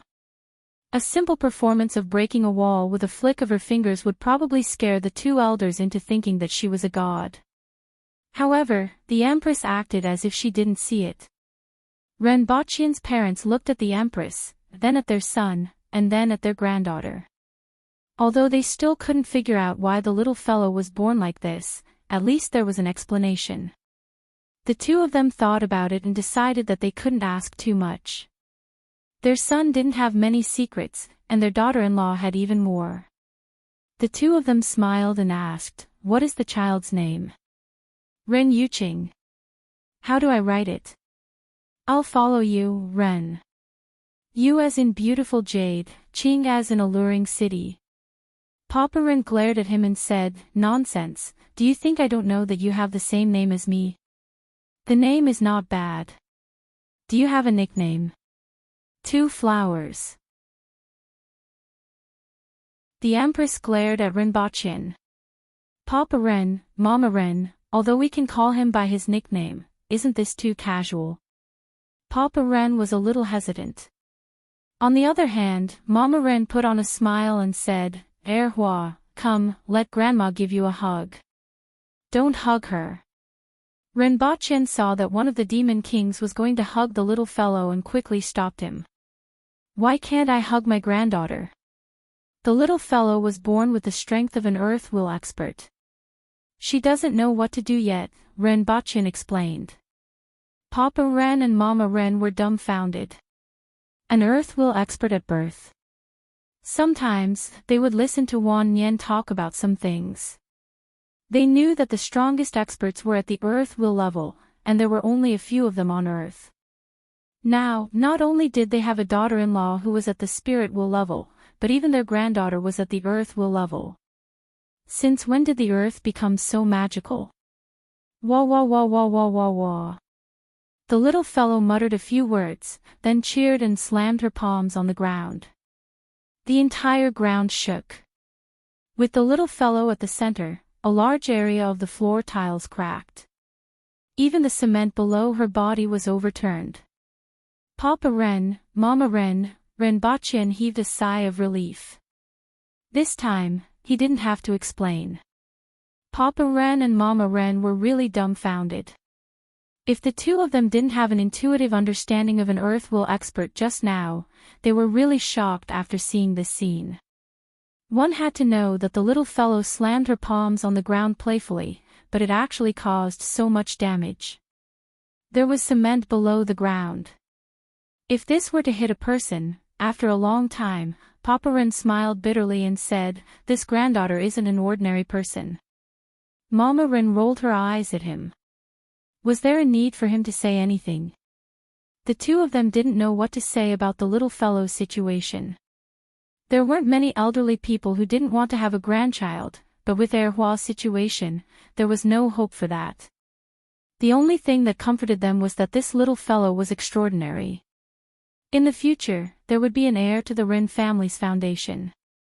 Afterward, they put this matter aside and chatted with Renbochin and the Empress. After all, these two people were rarely seen, especially their daughters-in-law. Not long after, there was no place left intact on the ground. The solid wood table at the side was also broken. The television was also broken. Half of the wall had collapsed, and the door frame had collapsed. The little fellow still wanted to reach for the electric wire, but Renbochin quickly pulled it back. At this time, Papa Ren and Mama Ren could only smile bitterly.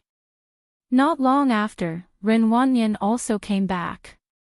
He pushed the door open and saw the situation in the room. What's going on? Was it robbed? I've never heard of houses being demolished after being robbed.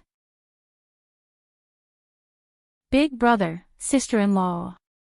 Your niece did it. Papa Ren smiled bitterly. Niece? By the way, where's my niece? Then, he saw Ren Yuqing smashing a piece of cement on the ground with her palm. The little fellow held the overturned cement in her hands, clapped her hands, and immediately turned it into powder.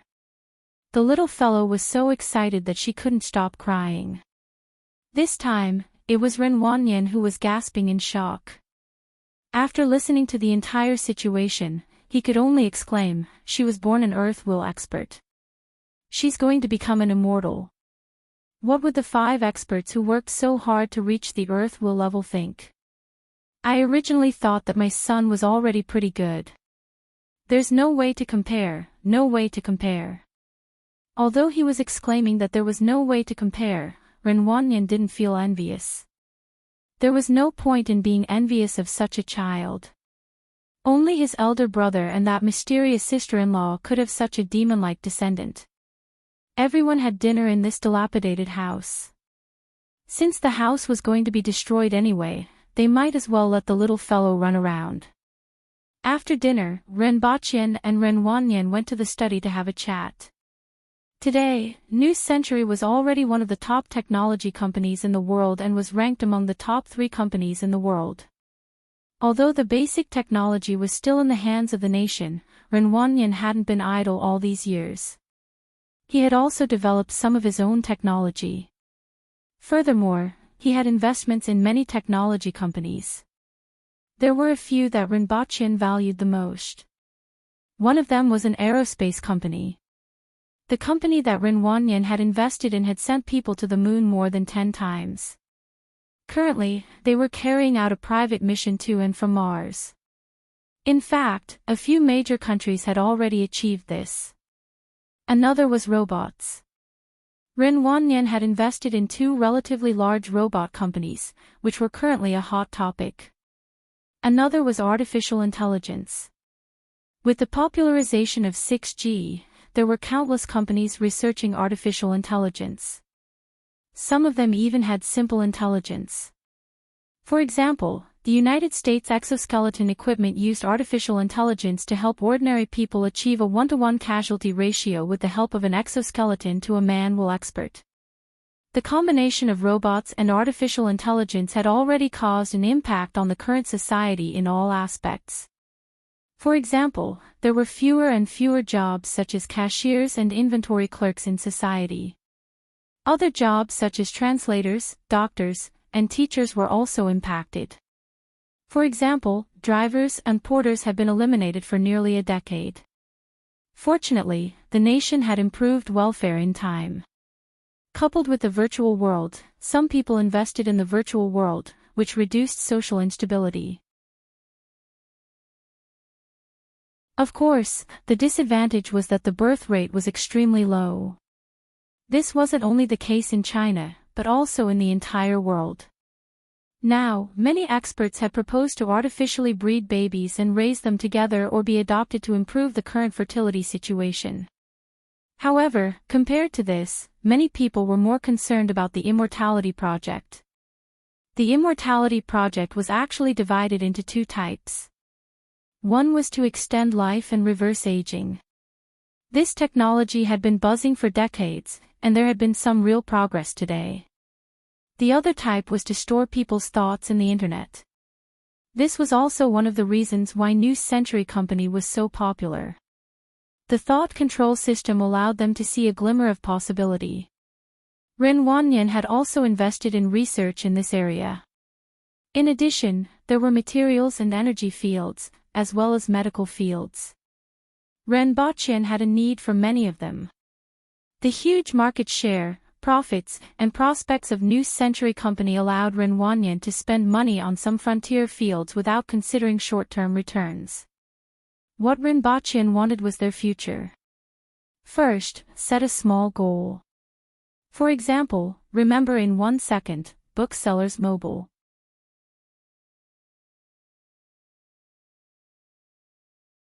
Chapter 983.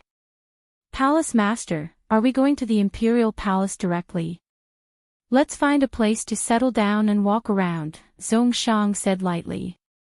He was very interested in some of the current changes in Lan City. After passing through the road from the Yun Nation to Lon City, his interest had intensified and could even be said to be urgent. Previously, he could only read about it from the dossiers, but now, he could finally see it with his own eyes. After entering the city, Zhongshan looked at the electric poles on the roadside from time to time. It was said that these things made Lon City brightly lit.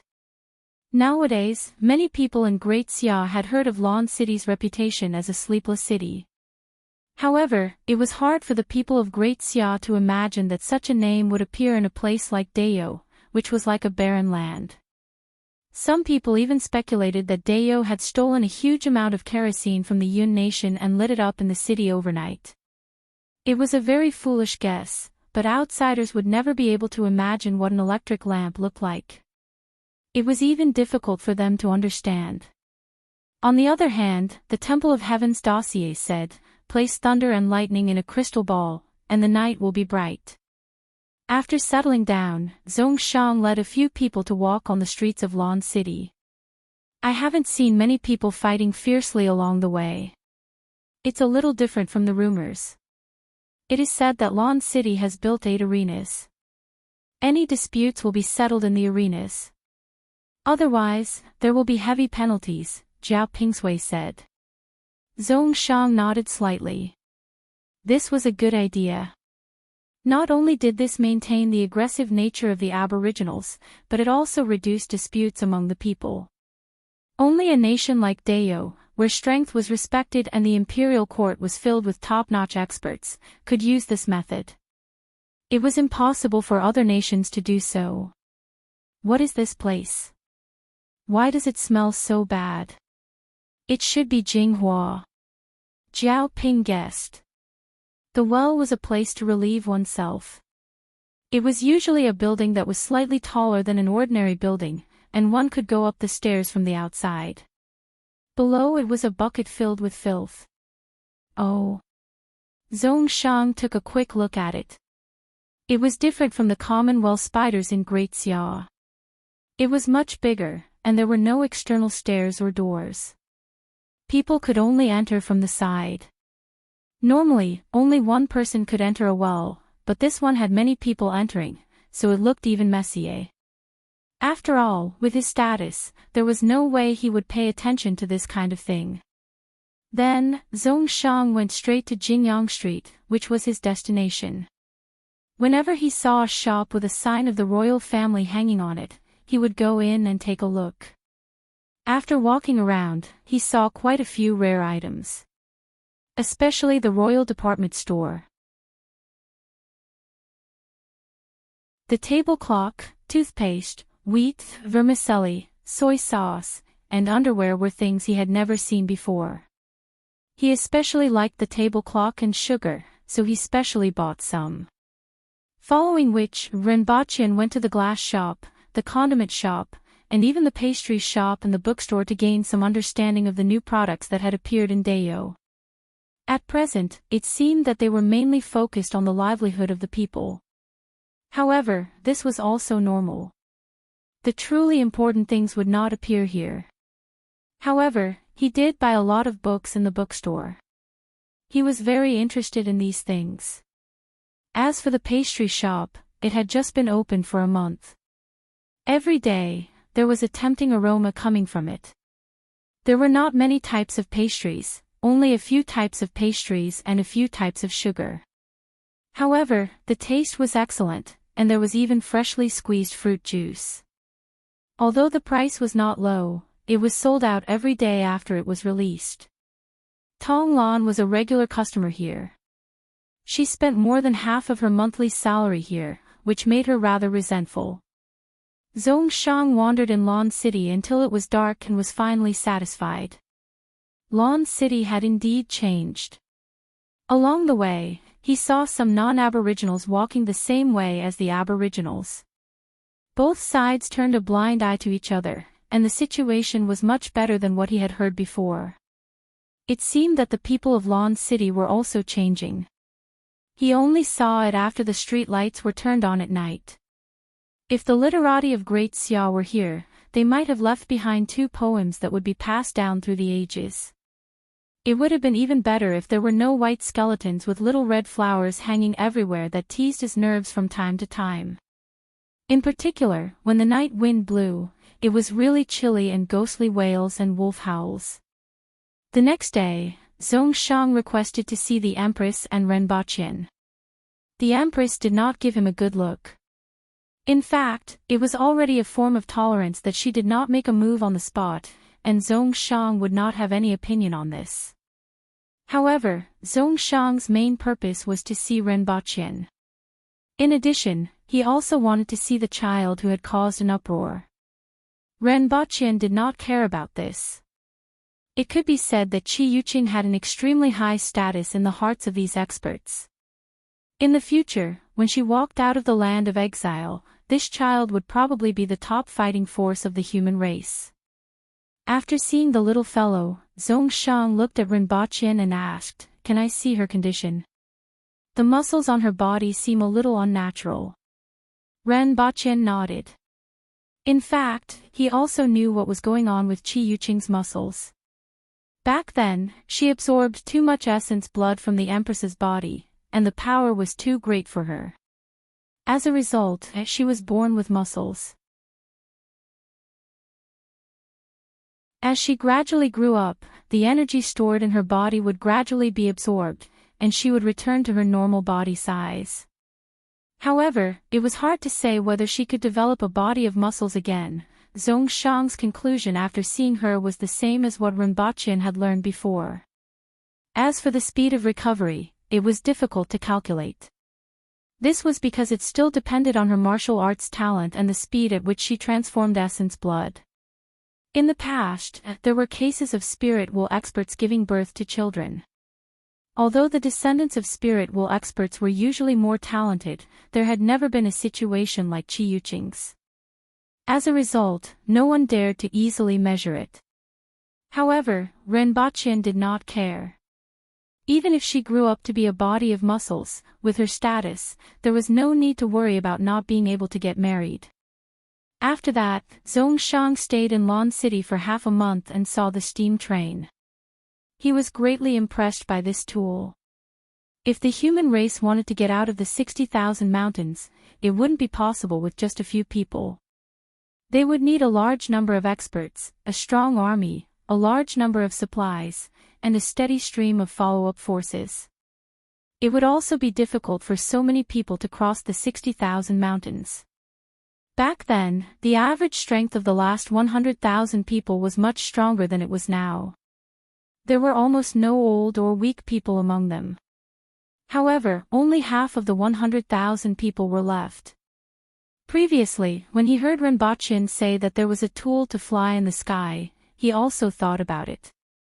However, after seeing the train, he immediately realized that this tool could send the human race across the 60,000 mountains. Of course, enough tracks had to be laid. However, as long as there were enough materials and manpower, this could be achieved. A few days later, the first batch of tractors would be sold, and Zhongshan would be able to see this new steel monster with his own eyes. After 4 months, Renbaqian finally saved up 200 tractors, which was already the full production capacity. However, the experts had made adjustments to the production line, and the craftsmen were more familiar with it. In the future, the production speed should be much faster. Previously, most of the people in Lan City had heard of this kind of metal monster that could walk on its own. When the 5 tractors drove into Lan City, the entire city was in an uproar. Countless people crowded on both sides of the streets just to catch a glimpse of this kind of metal monster. Next, it was the newly opened Royal Geely Tractor 4S shop.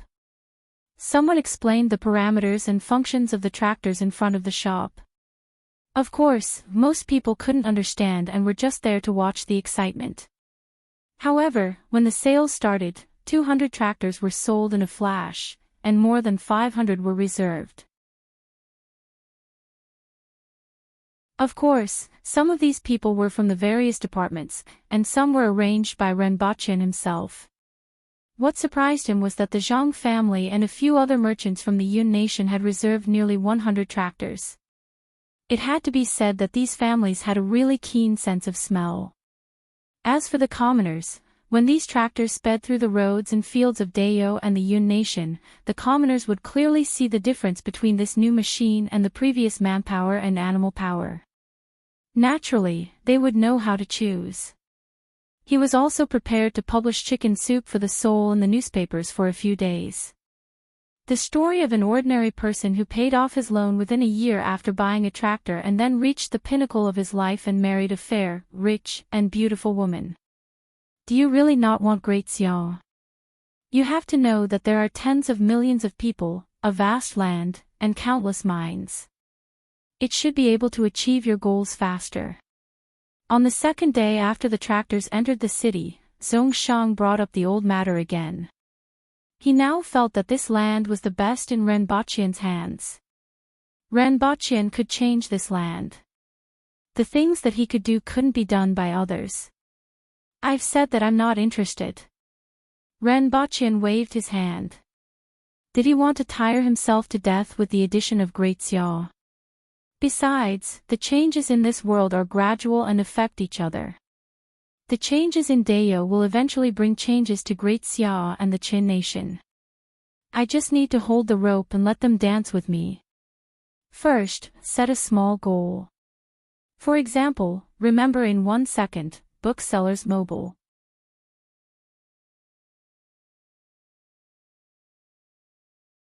Chapter 984. Half a month later, after half a month of driving training, the first batch of 200 tractors finally set off. 60 of them were carrying a large amount of glassware, animal skins, and spices to the Yun nation. Others went to the Protectorate of the Southeast and the Protectorate of the North, and some directly brought the parts for rotary tillage into the fields. Little Shirtu, where have you been these days? Earth doesn't care anymore. What is this? It can actually run on its own. These people all lived in farms outside the city, so they had heard very little about tractors. When they saw a young man driving this strange thing back, they were all amazed. Call me Mischievous Stone, don't call me Little Stone. This is a tractor. You've never heard of it, right? No. It can be used to transport goods and plow fields. It's a new invention of Zhao Prince Consort. Mischievous Stone showed off. This thing can plow the land. What are these round ones for? Many people were amazed. That's a tire. Don't stab it with a knife. I'm telling you, whoever stabs it, I'll fight with you. The man who was originally sitting on the tractor and showing off according to the script suddenly jumped down in exasperation. Everyone chuckled and dispersed. How about it? Do you want to compete and see who can plow faster? What's there to compete about physical labor? 1 tael of silver. If you win, I'll give you a tael of silver. If you win, you'll work for me for a day. An ordinary citizen's monthly income was no more than 1 tael to 1.5 taels of silver. How could they refuse such a good opportunity? Immediately, a few strong men spoke up. How do we compete? The 6 of us will compete together. If the 5 of you can plow faster and better than me, I'll consider it your win. I'll give you a tael of silver. If the 5 of you can't beat me, then come and work for me for a day. Bah, are you looking down on us? Do you want to find a place to practice? The few burly men immediately said angrily. Whether you think highly of me or not, we'll talk about it after we compete. This time, let's compete in plowing the land, not in punching and kicking. Mischievous Stone chuckled. Little Shirtu, just wait to pay up. The few burly men said one after another. All right, tomorrow morning, we'll start at dawn. Mischievous Stone laughed and said, get out of the way, I won't care if you bump into me. He stepped on the accelerator, and the tractor drove away with a toot-toot-toot sound. TSK, this thing is really fresh. Speaking of which, Zhao Prince Consort is really amazing. So many things were made by him. Yes. Although he isn't strong, all the new things in Lon City in recent years are related to him. Nonsense. How could His Majesty's judgment be wrong? Otherwise, why would Her Majesty choose him to be her husband even though we have so many experts in talents? He must be amazing. Did you hear? A few years ago, Zhao Prince Consort had a duel with someone and created such a huge pit outside the city. I went to see it when I entered the city. It was more than 100 meters. I also went to take a look. I heard that a single strike created such a huge crater. Everyone was talking about him. After a few years, the people around Lon City had changed their opinion of him. However, everyone still felt that even though Zhao Prince Consort was impressive, it didn't mean that he knew how to farm. They didn't believe that such a thing could surpass 5 strong laborers and the 4-corned cow. The next morning, before dawn, everyone arrived at the field. Even those who weren't participating in the competition were willing to come and watch the show. More than half of the 100 people in the village had arrived. Little Shirtu isn't here yet. Don't tell me that guy is still sleeping. Let's wait. Why don't someone go and wake him up? Just when everyone was getting impatient, they heard a flapping sound from afar. He's here, he's here. Why is this thing farting along the way? These words immediately caused a burst of laughter. However, everyone was somewhat envious of little Shirtu, who was riding a steel monster with a trail of smoke all the way from afar. This thing looked very cool. However, what everyone couldn't understand was how little Shirtu got so much money. The weight of this steel monster wasn't light, and the price was definitely not something that ordinary people could afford. It wasn't easy for little Shirtu to fork out 3 taels of silver. Where did he get the money to buy such a steel monster? Hee, everyone is early. Little Shirtu, it's time for the competition, right? There are 5 of us and only one of you. I'll give you a chance to correct yourself lest you say that we are bullying you. Although these people were fierce, they were still simple and kind enough to remind him. Just don't say that I am bullying you when the time comes. Little Shirtu waved his hand confidently. A few days ago, he had seen a demonstration of this thing. Okay, don't talk nonsense. It just so happens that the newly refurbished land is ready to be plowed. You guys start from that end. Little Shirtu, start from this end. Okay, let's do that. Little Shirtu smiled and drove the tractor to the other end of the field.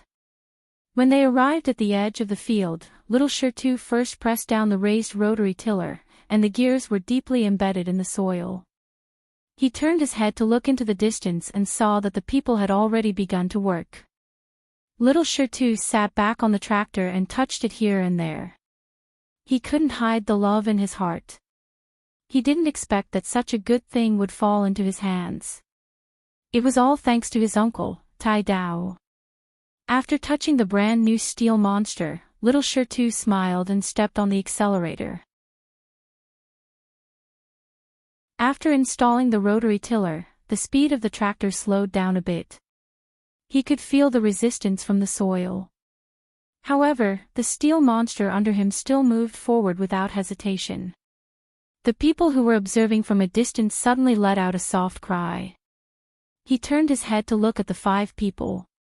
At this time, each of them had almost plowed a quarter of the field. Moreover, they used manpower to plow first, and then used horned cows. This way, they could save more animal power and could plow an additional 2 mu in a day. The 5 people plowed a total of 40 mu in a day. The strange thing under little Shirtu's feet could plow 40 mu. Time slowly passed, and when the sun was about to reach the sky, everyone's expression changed. The 5 people next to them had already taken a break, but little Shirtu's speed didn't slow down at all. He kept plowing at the same speed without stopping, and he had already caught up with the 5 people. The 5 people plowed 25 mu in the morning, which was already their fastest speed. In the afternoon, they could plow at most 15 mu.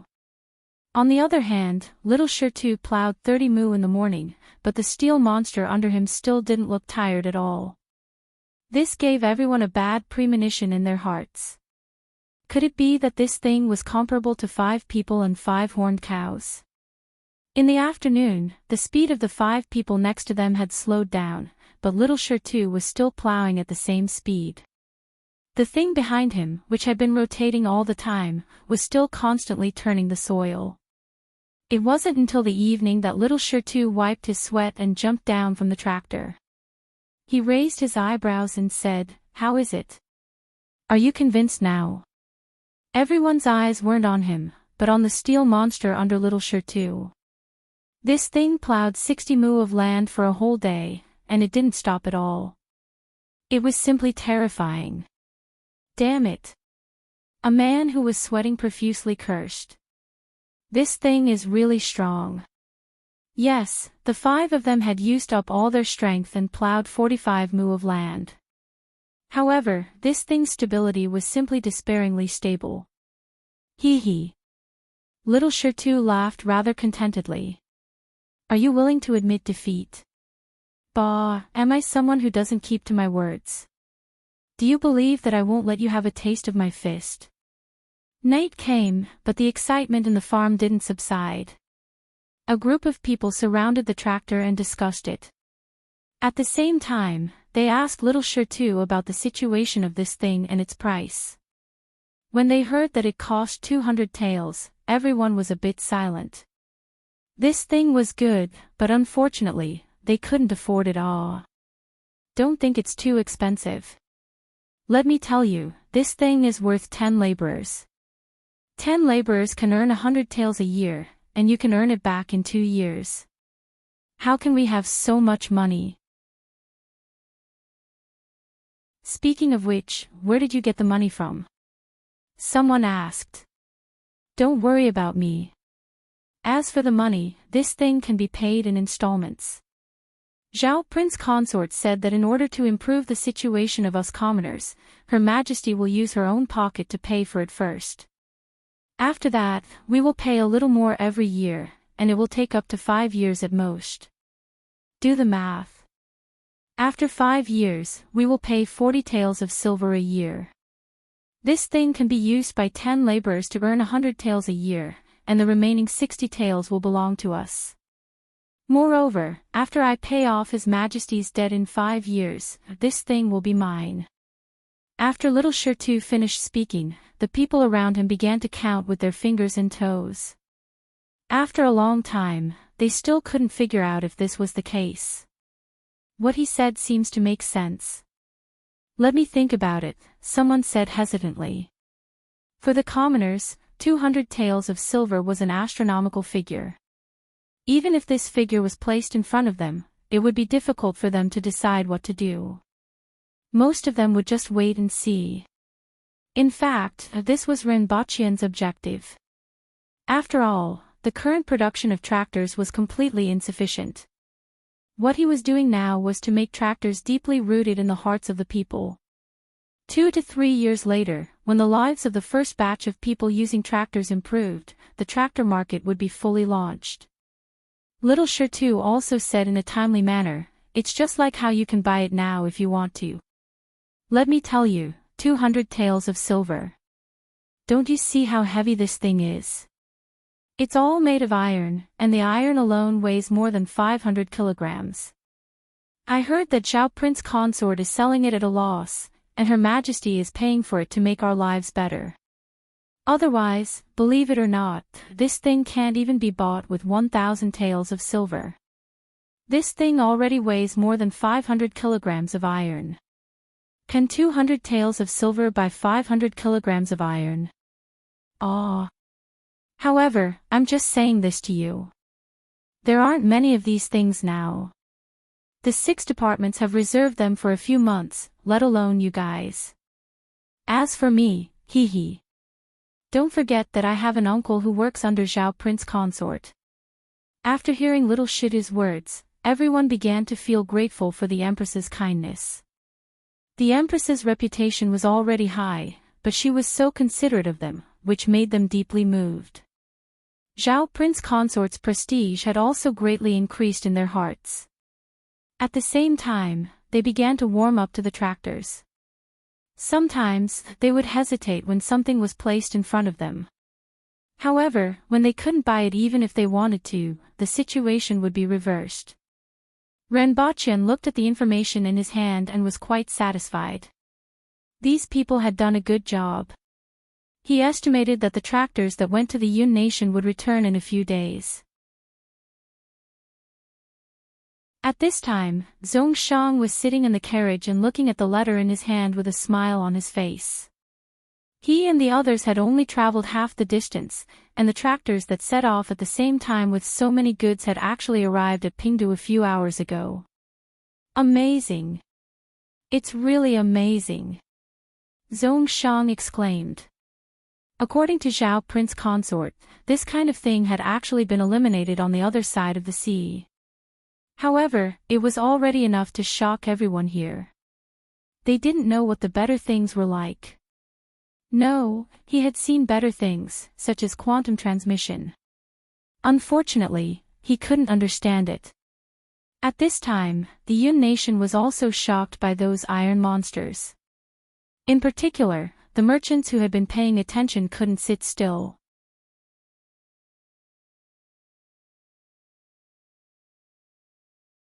Chapter 985. Wangjing, the former capital of the Yun nation, had once again regained its prosperity after 3 years of war. Many people lived a befuddled life.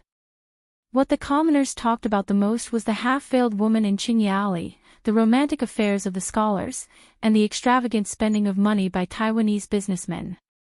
It was as if everyone had consciously forgotten that the world above them had changed. Or rather, it was the nature of the people of the Yun nation to live a befuddled life. Although there was still a gap compared to a few years ago, the people of Wangjing could still find some comfort in it. It seemed that nothing had changed. They only needed to ignore the tall and strong men that appeared from time to time in the city. As long as they didn't violate the few simple rules set by the Aboriginals, then everything would remain the same. Naturally, the few simple rules of the Aboriginals became a point of ridicule for the Aboriginal barbarians. However, for most people, the fewer the rules, the better. At noon, the sun shone down and scorched their bodies. The arrogant soldiers at the city gate were now obediently inspecting the pedestrians and caravans. On top of the city gate, there was a team of Aboriginal burly men wearing leather armor and carrying steel knives. At the moment, there were about 100 people queuing outside the city gate. Among them, 3 caravans accounted for half of them. There were also a few carriages with unknown people in them, and the rest were commoners with traces of weathering. Occasionally, the people would look up and see the burly men standing on top of the city gate. The irritation that was caused by the scorching sun seemed to have been doused with a basin of ice water. No matter who they were, they could only wait and queue. Those barbarians. A young man put down the curtain and snorted. "It's already much better than what we originally thought, isn't it?" an old man said faintly. Compared to a few decades ago, the Aboriginals are already quite restrained. Their methods are also hard and soft. If this continues, the Yun nation will no longer exist in 100 years. Seeing the young man's nonchalant expression, the old man's expression became serious. "If I find out that you are in contact with those people again, I will kick you out of the family." "Got it," the young man replied with his head lowered. Seeing that the young man had agreed, the old man closed his eyes to rest. Not long after, he heard chaotic noises coming from outside. The old man opened his eyes and asked unhappily, "What happened?" "I'll go take a look." The moment the young man got out of the carriage, he heard a toot-toot sound. He turned his head to look behind him and his jaw dropped. He saw a bunch of strange-looking mounts covered in iron armor squeezing forward from the back. There was an Aboriginal sitting on the back of each of the mounts, and there was another Aboriginal sitting on the back of the carriage that they were pulling.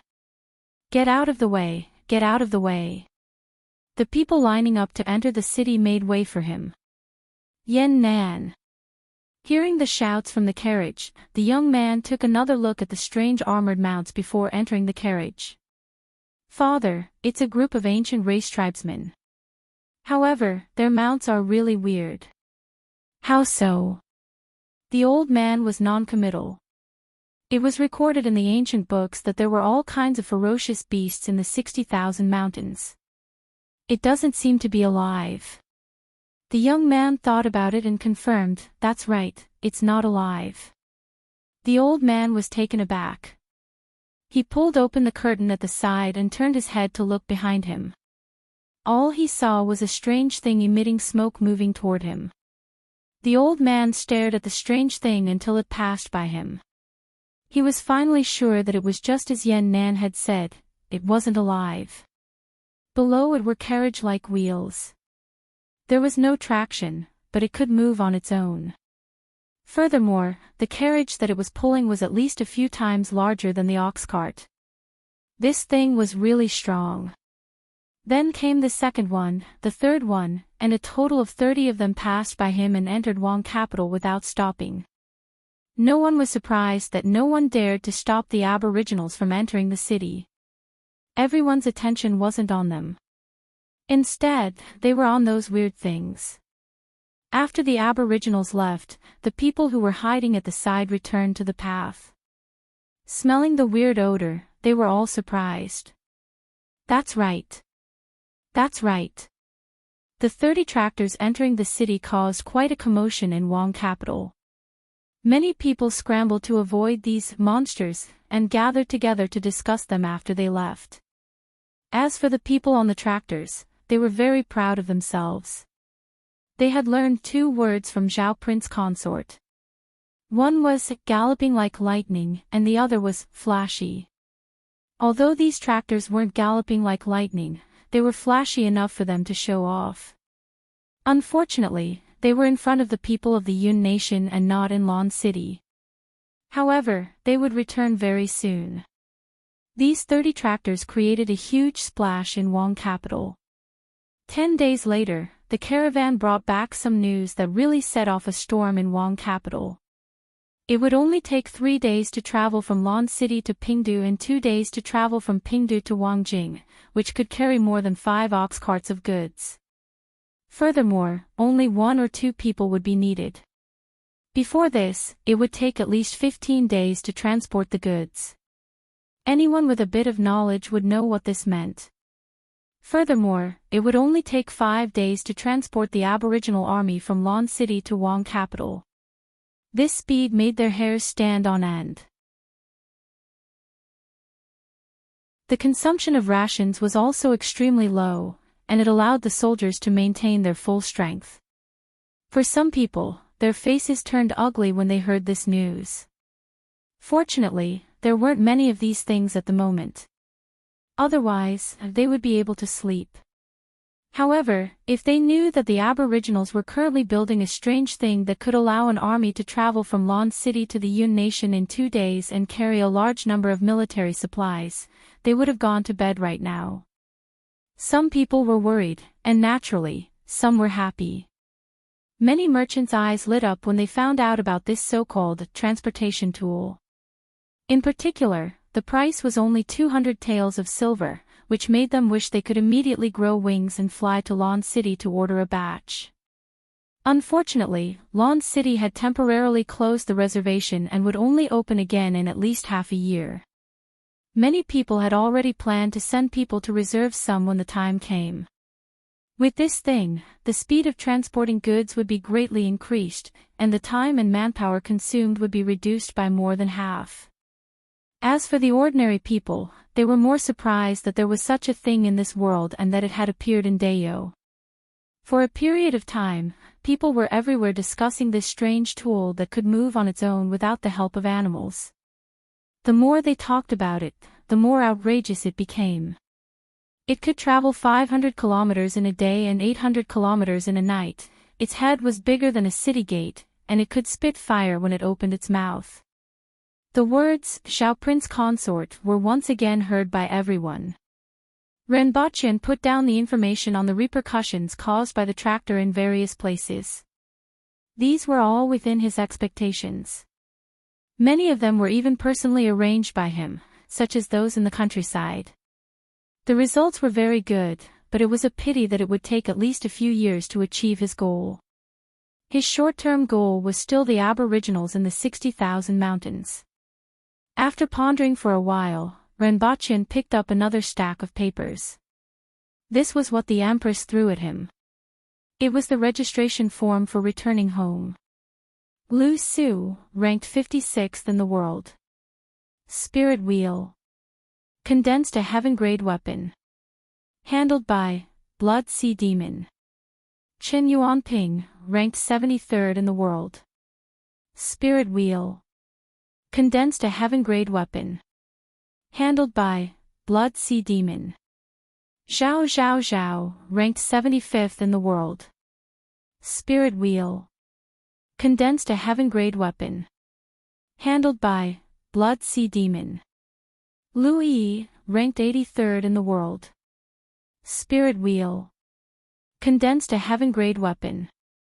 Handled by Blood Sea Demon. Murong Qing, ranked 88th in the world. Spirit Wheel. Condensed a heaven-grade weapon. Handled by Blood Sea Demon.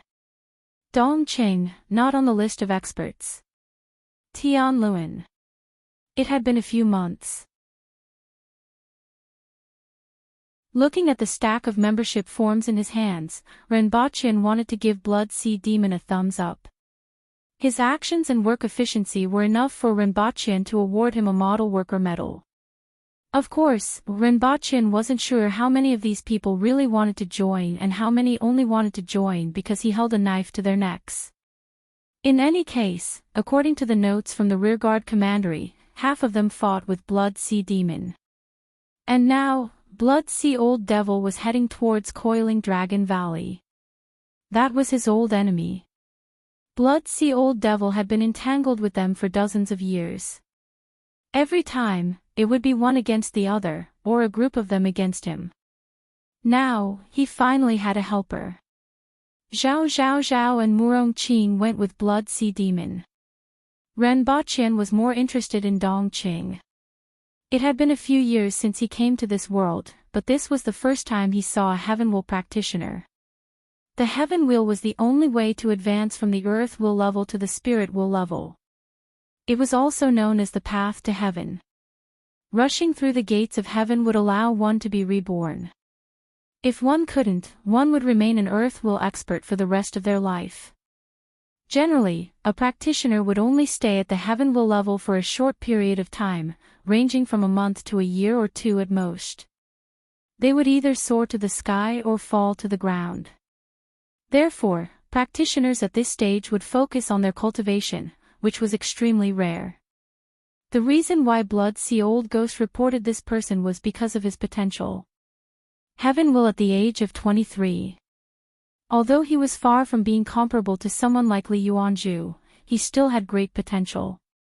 If everything went well, he would be able to reach the Spirit Wheel level within a year or two.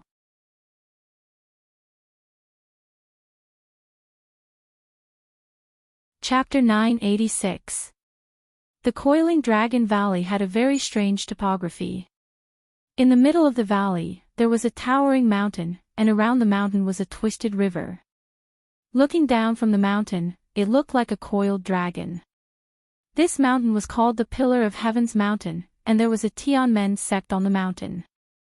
In the past, it was considered an extremely famous sect in Great Xia, and it had never declined for hundreds of years. However, in recent decades, its reputation had plummeted, and it was all because of one person. He was like an unkillable cockroach. He advanced from the Earth Wheel to the Spirit Wheel, condensed a heaven-grade weapon, and finally became a top expert in the world. Because of his persistent pestering, the Heavenly Gates sect had suffered great losses over the years, and its reputation had plummeted. More than once, the people in the sect blamed the person who provoked this great enemy, but they didn't dare to show it. That person was the current Tianmen sect leader. No one knew if the sect leader regretted his youthful recklessness. However, everyone was clear about one thing. At this point, the Tianmen sect could no longer retreat. If they took a step back now, the last bit of face of the Heaven Gate would be gone. In the future, when others talked about the Heavenly Gate sect, they would say that it had been pulled down from the top sect by one person and ended up in a state of disgrace.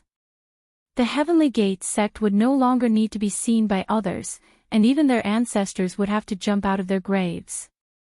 On this day, someone, that bastard is here again. We've reached the entrance of the valley. Who? Old Ghost.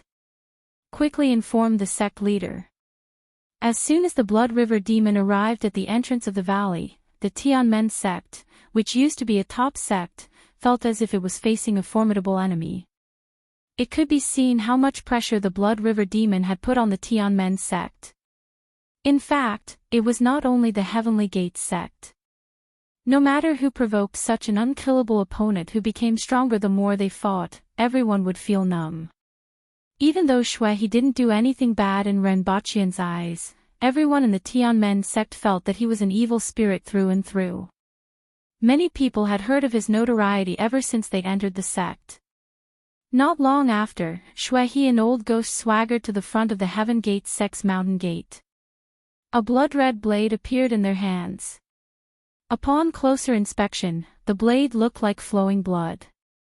It was so red that it made people panic, and it gave off a bloody smell. Old Ghost Shui raised the blood saber in his hand and was about to destroy the mountain gate. A loud shout suddenly came from the sky, impudent. A giant sword fell from the sky. Hee hee. Shui cackled as he retreated several tens of feet in a flash. The dust in front of him dissipated to reveal a middle-aged man who appeared to be in his 50s. A 3-meter-tall giant sword was stabbed into the ground in front of him. In fact, both of them were much older than they looked. Blood River Old Ghost had been at odds with the Tianmen sect for 70 years. It was just that their spirit will level made time pass exceptionally slowly for them. Shui, you really won't give up. Today, I will let you fall here, so that you do not harm others. The middle-aged man angrily rebuked. Shui let out a weird laugh.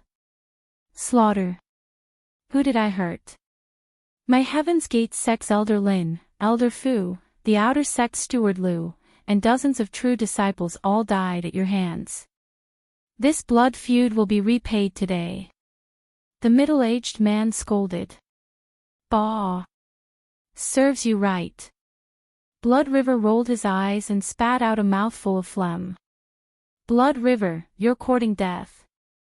Another 4 people descended from the sky, surrounding Blood River from all directions. These 4 people were of different genders and ages. There were 3 men and 1 woman, but they were all at the spirit will level. However, my main purpose today isn't to fight. Blood River Old Ghost changed his tone.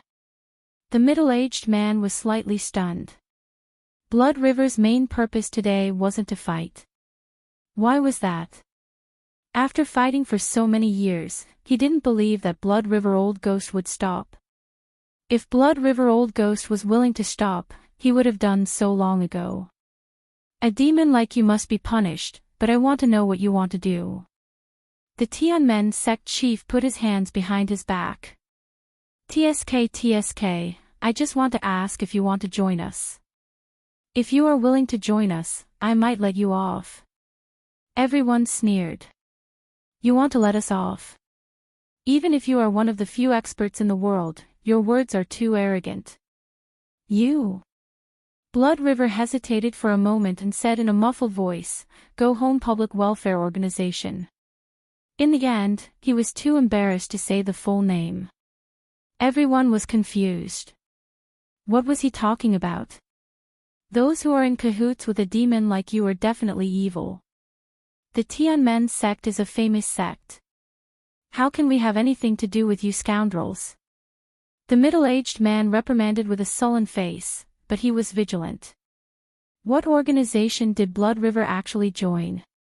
What kind of people were in this organization? From what he said, he actually wanted to pull him in. Presumably, the other people in the organization weren't mediocre. Then, he made up his mind to keep Blood River here today no matter what. Previously, Blood River was already so difficult to deal with. If other people joined in, the danger would be greatly increased. He didn't know if Blood River brought any helpers today. Blood River revealed a strange smile and said, "You better think carefully. This was proposed by Zhao, Prince Consort of Dao. You actually surrendered to the barbarians. Blood River, you want our Tianmen sect to surrender to the barbarians? You are really thinking the wrong way. This is simply wishful thinking," the Tianmen sect chief scolded angrily.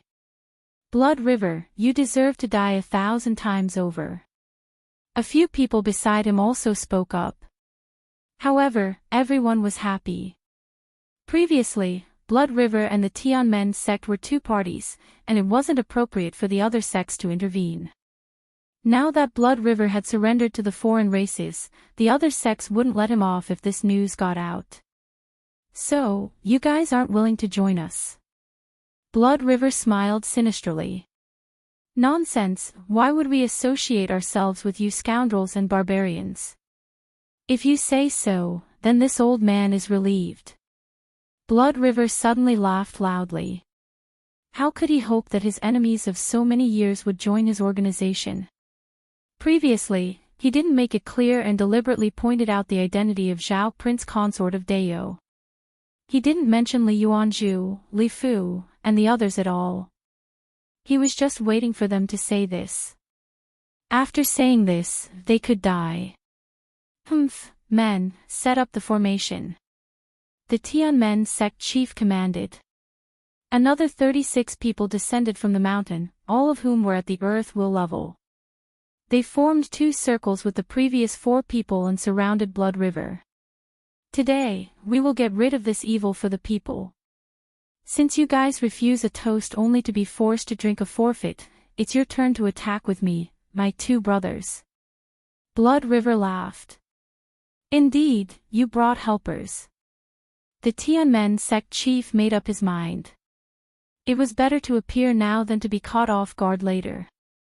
However, when the 2 of them walked out from afar and appeared in front of everyone, their expressions changed. "Who are you?" "Zhao Zhao Zhao. Murong Qing." The faces of everyone from the Tianmen sect changed drastically. The appearance of the tractor had given Dao and the Yun nation a lot more vitality. Like blood carrying oxygen to all parts of the body, the tractors that traveled to and fro delivered supplies to other places in a very short period of time. In particular, tractors could be seen entering and exiting several city gates almost every day, transporting large amounts of supplies in and out of Lan City.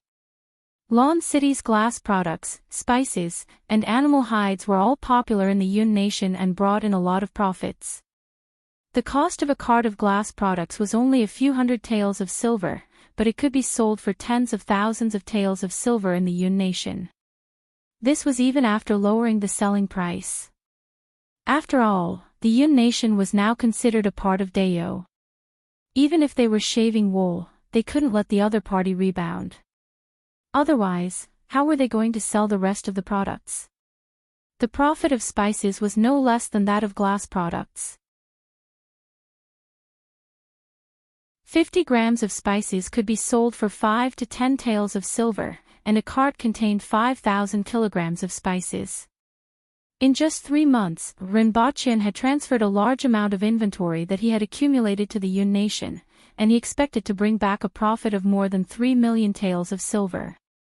However, such a huge profit wouldn't last long. Glass products, mercury mirrors, and spices were mainly targeted at the wealthy. Although the Yun nation was wealthy, the market was still limited. Transferring so much inventory into the market in a short period of time would inevitably saturate the market. After that, it would be a long time coming. Besides, Rinpochen wasn't going to use spices to shave wool anymore. Previously, because spices were the Empress's industry, others were prohibited from growing them for a few years. Coupled with this batch of spices had brought more than 3 million taels of silver to the imperial family in the past few years. Now that almost all the officials in the imperial court had stopped growing food and switched to growing spices, it was expected that the price of spices would plummet in the near future. This was also in Ren Baqian's plan. As a native of Earth, he never felt that spices should be a luxury. The price of spices and white sugar should eventually reach several times the price of white salt. Now that the price of salt in the Yun nation had risen to 120 copper coins, the price of spices and white sugar shouldn't exceed 10 times the price of salt. The price of salt in Dayo had stabilized at about 300 copper coins from 1 tael of silver previously. Although it was still higher than Ren Baqian's expectations, the price of salt had already made the people of Dayo feel very happy. In the past, roasted meat was carefully sprinkled with a thin layer of salt. Now, people could eat a mouthful of meat and lick a mouthful of salt. In 3 months, the other 500 tractors were delivered. There were more tractors traveling between Lon City and the Yun nation every day, especially the nearly 100 tractors ordered by those families. They were directly put into the transportation of goods, greatly increasing the transportation capacity and reducing the time taken by more than half. This made the others even more envious. Baidu search 081 Chinese network yen. No advertising words.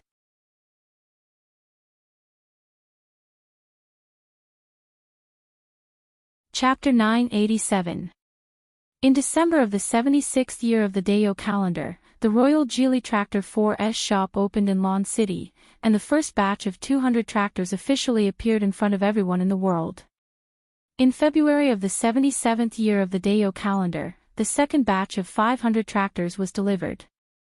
There were at least 300 tractors going back and forth between Lon City and the Yun nation, transporting large amounts of iron, food, cloth, salt, and other materials.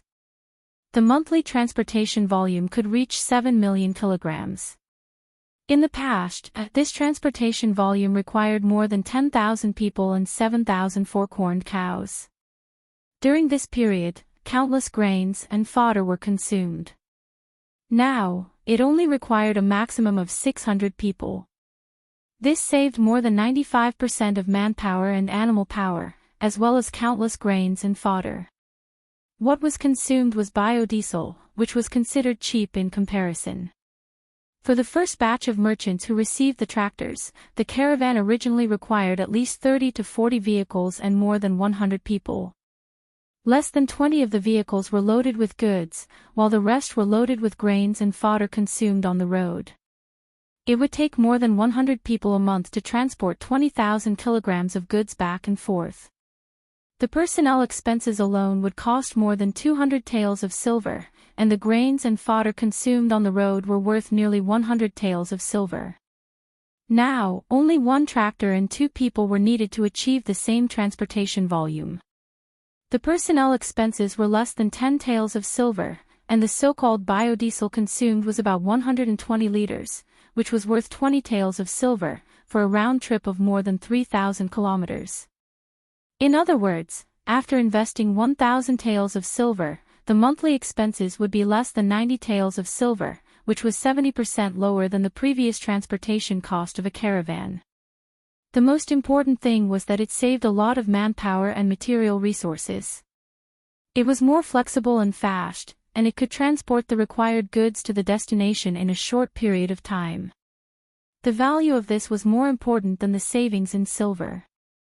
Previously, due to the limited transportation volume, they could only transport about 20,000 kilograms of goods at a time. It was difficult for the caravan to turn around, and the risk was great. In particular, Dayo had a rainy season that lasted for more than 5 months. If the caravan was trapped somewhere, the losses would be even greater. Now, they were no longer subject to this restriction and could easily transport goods that were 10 times or even dozens of times their original volume. As a result, the caravan's goods weren't just those that were highly profitable, but there were also many more types of goods. After all, the market for those high-profit goods was limited. After the market supply and demand reached a balance, they set their sights on other goods. In just a few months, the prices of many goods in both places had dropped. In the Yun nation, the prices of meat, grains, herbs, needles, and thread had dropped. A large number of four-corned cows, sweet potatoes, and other high-yielding crops had caused the prices of beef and grains to drop by 10%. Sweet potatoes and potatoes, which were both vegetables and grains, had become an important part of the meals of ordinary people in the Yun nation in a short period of time. In fact, the merchants of the Yun nation didn't care much about the profits from selling potatoes and sweet potatoes. A trip of 2,500 caddies would result in a profit of 2 copper coins per caddy, which was only 10,000 copper coins, which was close to 9 taels of silver. The profit of 10 tractors traveling from Dayo to the Yun nation was no more than 90 taels. However, after Rinpoche expressed his stance in private, those families immediately knew what to do. The prices of salt, cloth, tea leaves, wine, and ironware in Lan City dropped again. Although the iron mines were controlled by the Dayo imperial court, there were a lot of ironware in the Yun nation. Those merchants naturally wouldn't let go of this opportunity. Even though pots and knives were expensive in the Yun nation, they couldn't be compared to those in Lan City. Stop manufacturing rotary plowing pendants and switch to the production of harvesting pendants, Rinpoche said to his subordinate. That thing is quite useful, but it consumes too much fuel, the man replied honestly. Well, got it. Rinpoche nodded. That's right, it consumed too much fuel. It was fine if tractors were used for transportation, but the biggest problem arose when they were used in agriculture. Although tractors could indeed save manpower and could rotate 60 mu of land in a day, the problem of fuel consumption became the biggest problem that restricted the use of tractors. 1 mu of land cost 3 liters of oil and half a tael of silver. 100 mu of land would cost 50 taels of silver. Which commoner could afford it? It had to be known that a laborer could only do this for 20 days at most. Could a laborer earn 50 taels of silver a year? He might not even earn 50 taels of silver a year. Moreover, there was still sowing, weeding, irrigation, and harvesting. As a result, after the initial enthusiasm, compared to transportation, which was now favored by everyone, the most important aspect of tractors was agriculture. Of course, this didn't mean that tractors had no value, but that they were limited by the number of mu of land in Dayo and the price of oil. The strength of the four-corned cow and the aboriginals was also a factor.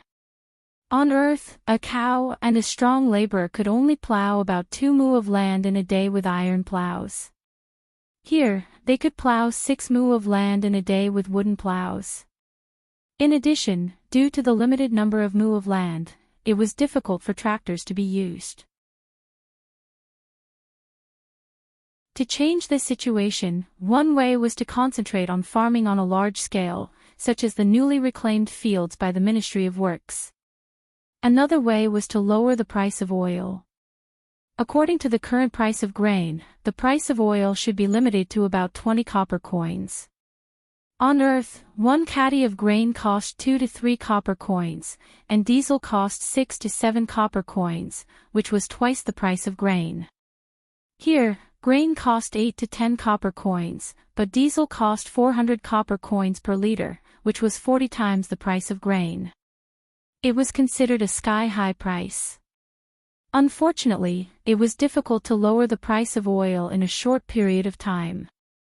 The current price was almost the cost. They could only wait for the area of land reclamation to expand, the production of high oil crops such as soybeans to increase, and the technology to produce biodiesel to lower the price of diesel. This matter couldn't be rushed. Then, Rinpoche took a look at the research progress of the new tractor. This was a new type of tractor with 50 horsepower. It had more horsepower, faster speed, and stronger off-road capabilities. The research progress wasn't fast. After all, it was limited by current technology and processes. Many of the originally mature technologies couldn't be used and had to be redesigned.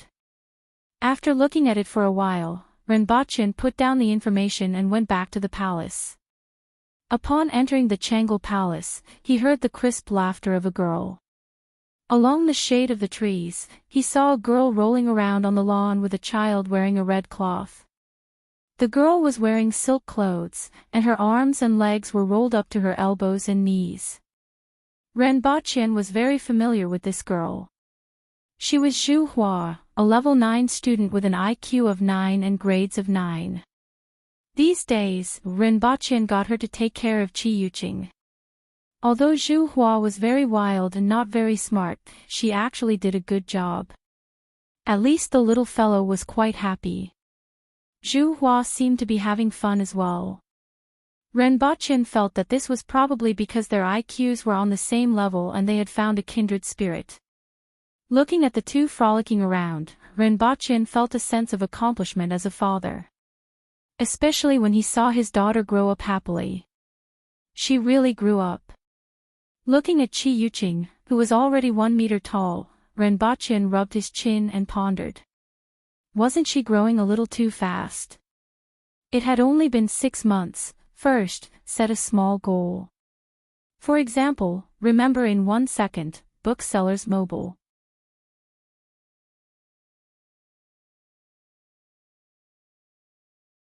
Chapter 988. Wow! When Qi Yuqing saw Renbochin, she stretched out her chubby little hands and cheered.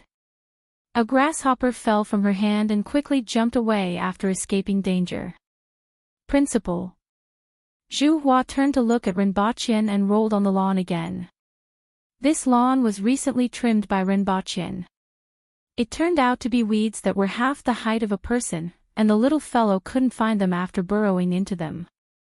However, she especially liked to burrow into the weeds, catch bugs, butterflies, bees, and roaring emperors, and stuff them into her mouth. This was a bad habit that Renbochin discovered. It seemed that she was using her tongue to feel the world and wanted to put everything she saw into her mouth to taste, whether it was flowers, insects, or even soil. This included Renbochin's hand, which still had a row of imprints. After being beaten up by the Empress, she only dared to sneak around and bite whatever she saw when the Empress wasn't around. For example, there were still blue and red stains on Qi Yuqing's mouth from biting flowers. Hua. Renbochin smiled and patted her head. The little fellow rubbed his palm hard and looked extremely happy. Her Majesty told you not to call her Hua. Zhu Hua muttered. Anyway, you won't tell on me. Renbochin said. Of course, I, Zhu Hua, will never tell on you. Zhu Hua immediately vowed with a firm face. However, it was to no avail. Renbochin knew Zhu Hua too well. It would be strange if she could hide secrets with that brain of hers, and she might spill the beans at any time. However, Renbochin didn't care about this. He reached out and picked her up. Come, call me Daddy. The little fellow looked at Renbochin and was confused at first. Then, she smiled and slapped his face with both hands. Renbochin felt a strong wind blowing against his face. His upper body leaned back, and Qi Yuqing slapped empty air. Ha! Qi Yuqing looked at Renbochin doubtfully and subconsciously bit her finger. Renbochin sighed softly and said, Don't slap your daddy in the future. If he was slapped by her, even though he wouldn't be injured, he would definitely be disgraced.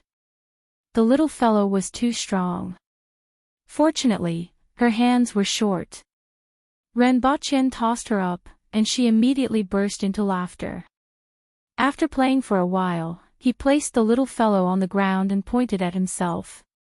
Dad! The little fellow looked at Renbochin, pointed to himself, and said in a tender voice, Father.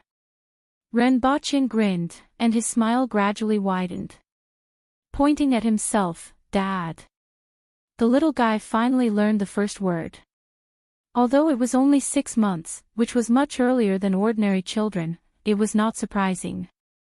As soon as the little fellow was born, he was prepared for the little fellow to ask for a stick in fluent Chinese and say that she wanted to swim in the river in less than 3 days.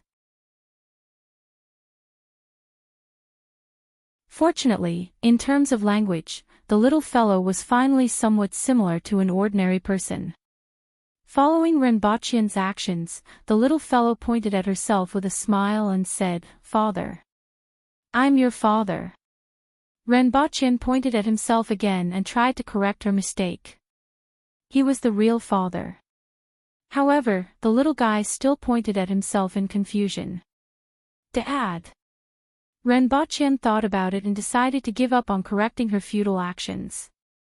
Looking at the little guy who was almost as tall as his waist, he was indeed growing too fast. When the little fellow was born, she was twice the size of an ordinary baby and should be 60 to 70 centimeters long. Now, she was 1 meter tall and had grown 30 centimeters in half a year. He wondered how big she would be when she was 2 or 3 years old. He hoped that she would be more like an ordinary person. Renbachian sincerely hoped that she would be more like an ordinary person.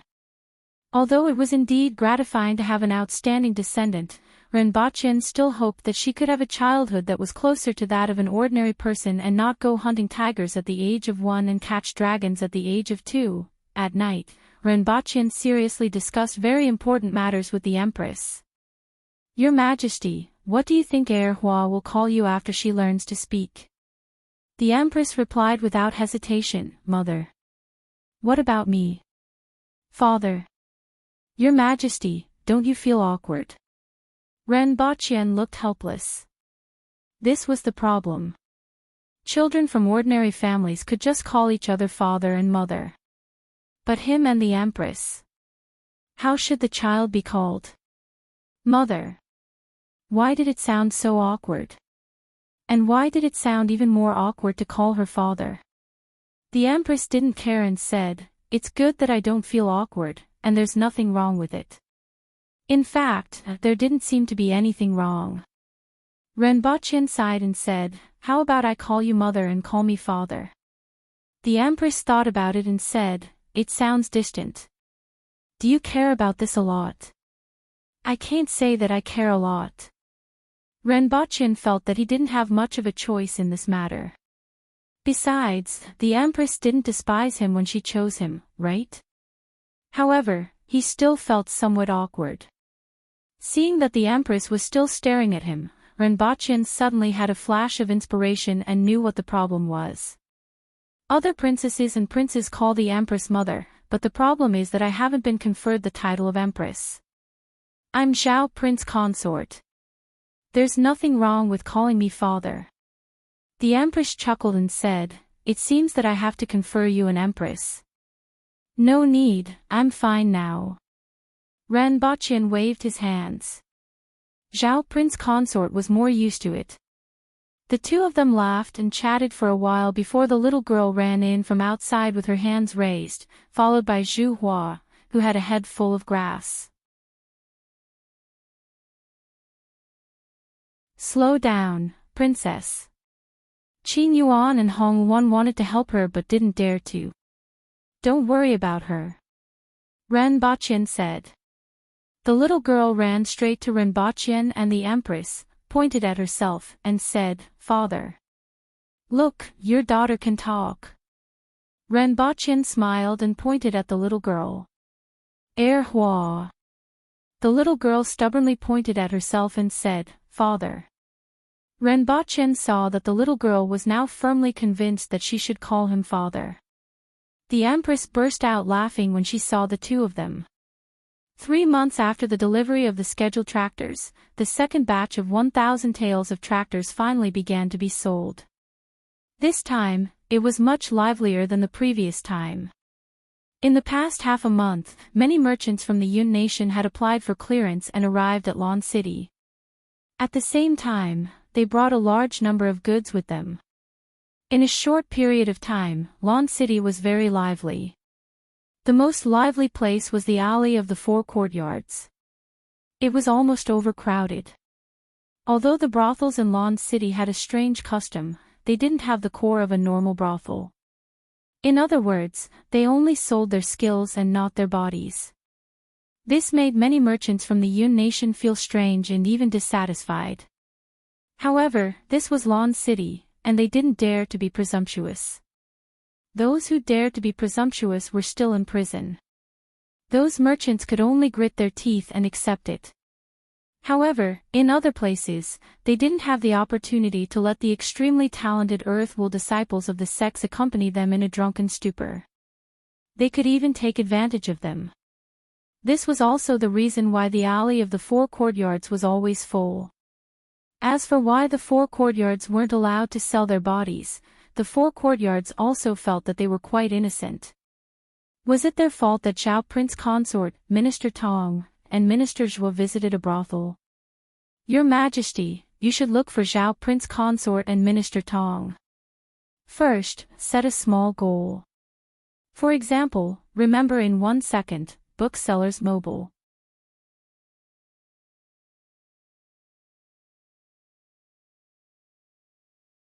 Chapter 989. Now that I have nothing to do, I'm here to ask if you prefer a bald head or a bald head. Or do you have any other nice-sounding choices? Actually, I quite like a bald head and have even shaved it before. It's a pity that the shape of my head doesn't suit me. I'm deeply regretful. The gigolo of the female Empress's family, what kind of fan name do you like? Currently typing, please wait a moment. After the content has been updated, please refresh the page to receive the latest update.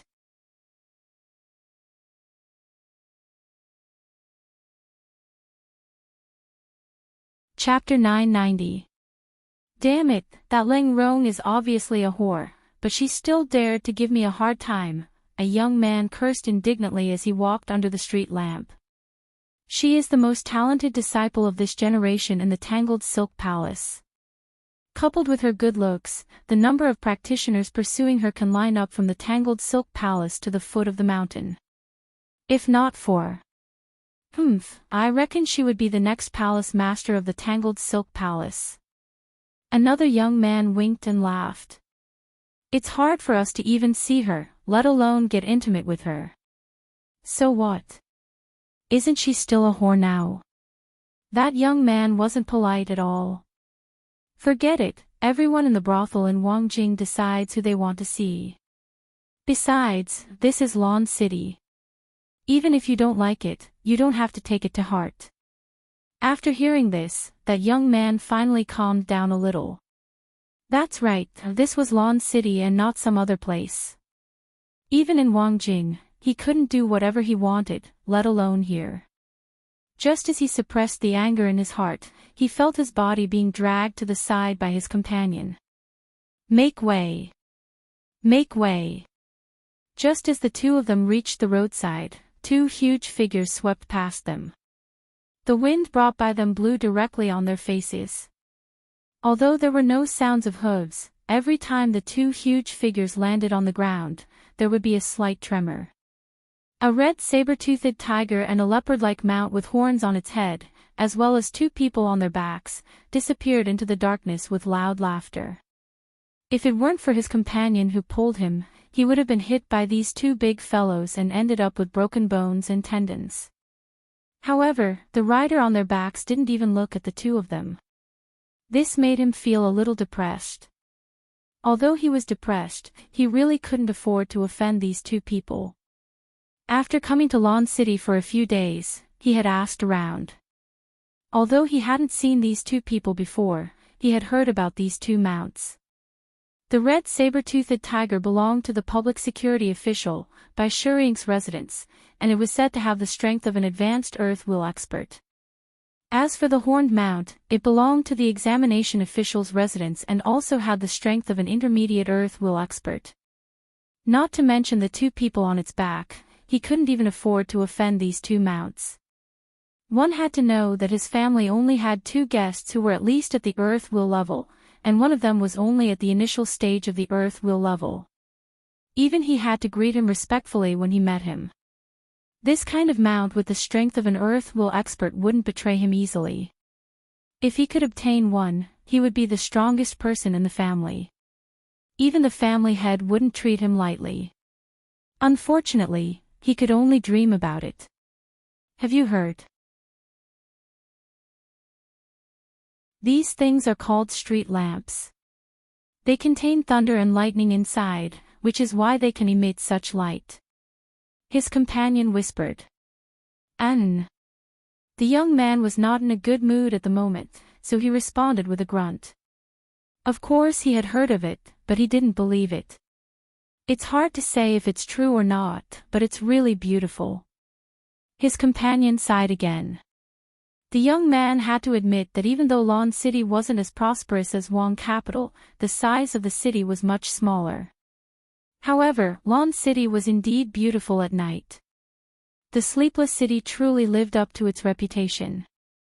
It was enough to make people sigh in admiration. Hey, Qingji, how many tractors do you think we can sell tomorrow? Another person suddenly asked. I don't know. In any case, we have to find a way to buy a few. The young man finally perked up. This was the purpose of his visit. There doesn't seem to be a lot of these things. Previously, those people waited for 3 months and only got 500. This time, it's the same as last time. But this time, there are a lot of people. Based on what they knew, at least dozens of families and caravans had come. There were probably more that they didn't know. Everyone's target was the tractors. Otherwise, who would come to this barren land to suffer? Even when walking, they had to stick close to the side. As long as we pay enough money, there will definitely be a way. Qingji said. Before coming here, the family had already considered the situation. Anything that could be solved with money wasn't a big deal. This thing was shockingly cheap. As long as one wasn't a fool, they naturally wouldn't think that it was because the aboriginals were stupid. In fact, the old fellows in the family had more or less analyzed the reason. This time, the bottom line given by the family was 5,000 taels of silver per tractor. This was also a more reasonable price for the aboriginals. After all, the materials used were there, and the cost could be estimated as well. Others were selling it for 200 taels, but they were willing to pay 5,000 taels. It wasn't because of their conscience. Conscience was a joke. It wasn't just for the caravans either. More importantly, it was to build a relationship with Zhao Prince Consort. Previously, those clans had shipped a lot of food because they followed Zhao Prince Consort's wishes. This left him with a good impression, and things became much smoother. Although they were a step late, as long as they were willing to pay the price, it wasn't impossible for them to catch up. To be able to build such a big family business, none of them were fools. Naturally, they knew the principle that money could only be earned if one could spend it. After all, the world was now in the hands of those barbarians. During Qi Zixiao's wedding, those people actually targeted the chancellors.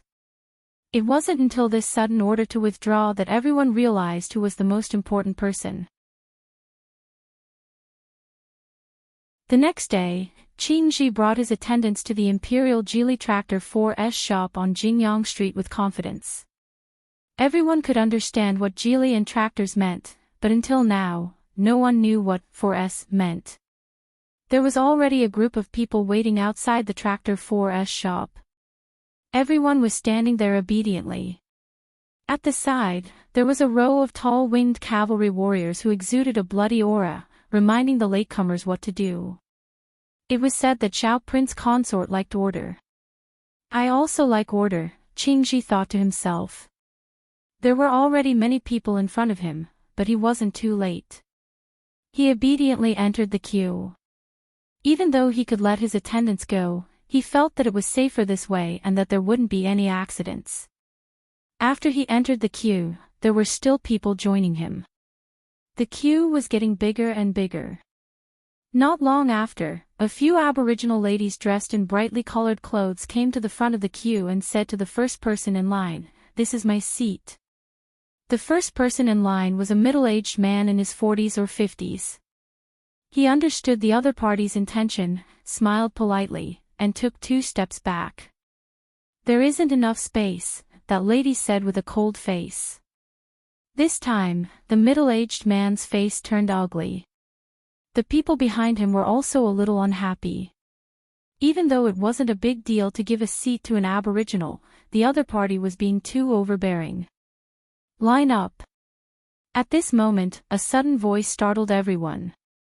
They turned around and saw a lady dressed in winged cavalry attire. She had a scorpion tattoo on her face, and her hair was in countless braids.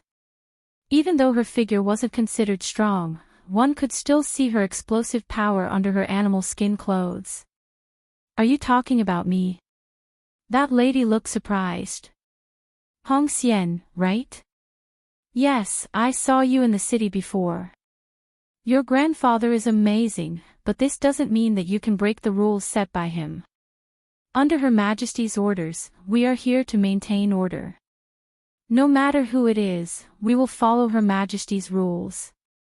After that lady finished speaking, everyone in the queue cheered. They didn't expect that the Aboriginals and the people of the Yun Nation would be treated equally. Today was the first time they felt carefree from the bottom of their hearts since they came to Lon City. Hong Xian stared at that winged cavalry warrior with eyes full of killing intent. Hong Xian was now at the peak of Kismet Heaven and was one step away from entering the Cardinal Heaven realm and becoming a top expert in Dayo. That winged cavalry warrior was only at the intermediate level of Kismet Heaven. However, he wasn't afraid of Hong Xian's identity and killing intent. He revealed a slightly cruel smile and said, "Get ready." Whoosh! The winged cavalry warriors at the side immediately drew their swords. A chill permeated the entire street.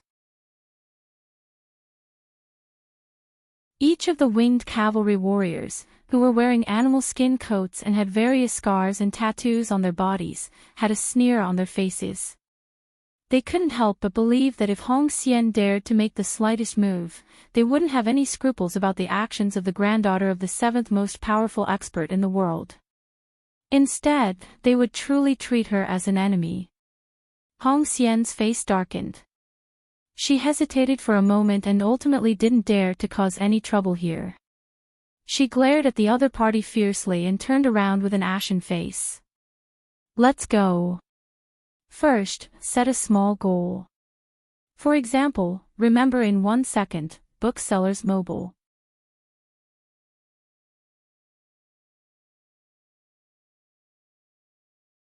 Chapter 991. "Well, I got it." Renbochin nodded his head slightly as he listened to the guard's report on the incident on Jingyang Street. There wasn't the slightest bit of surprise on Renbochin's face. Because he was the one who arranged the red thread. Previously, the Empress's order in the Yun Nation had strained the relationship between the two parties, and he had been looking for an opportunity to make some changes. The Yun Nation was very important to Dayo. Whether it was geographical location, population, or mineral resources. He didn't want any more trouble to befall the Yun Nation. The more stable that place was, the better it would be until the Yun Nation became a part of Dayo. It just so happened that that old fool Hongwu had sent a letter some time ago. The meaning of the letter was clear. The Protectorate of the North had worked hard to defend the border and had made great contributions. The Protectorate of the North needed tractors. Strategically, from tactics, from the lives of the soldiers, the importance of tractors to the Protectorate of the North. But there was only one meaning in the end: the Protectorate of the North had no money. "I want a tractor, but I have no money. As for the rest, Your Majesty can arrange it as you see fit." This letter wasn't sent through the Ministry of War. Instead, it was sent directly to the Empress. That old man was simply acting like a hooligan. The Empress knew that Rinpoche was acting like a hooligan.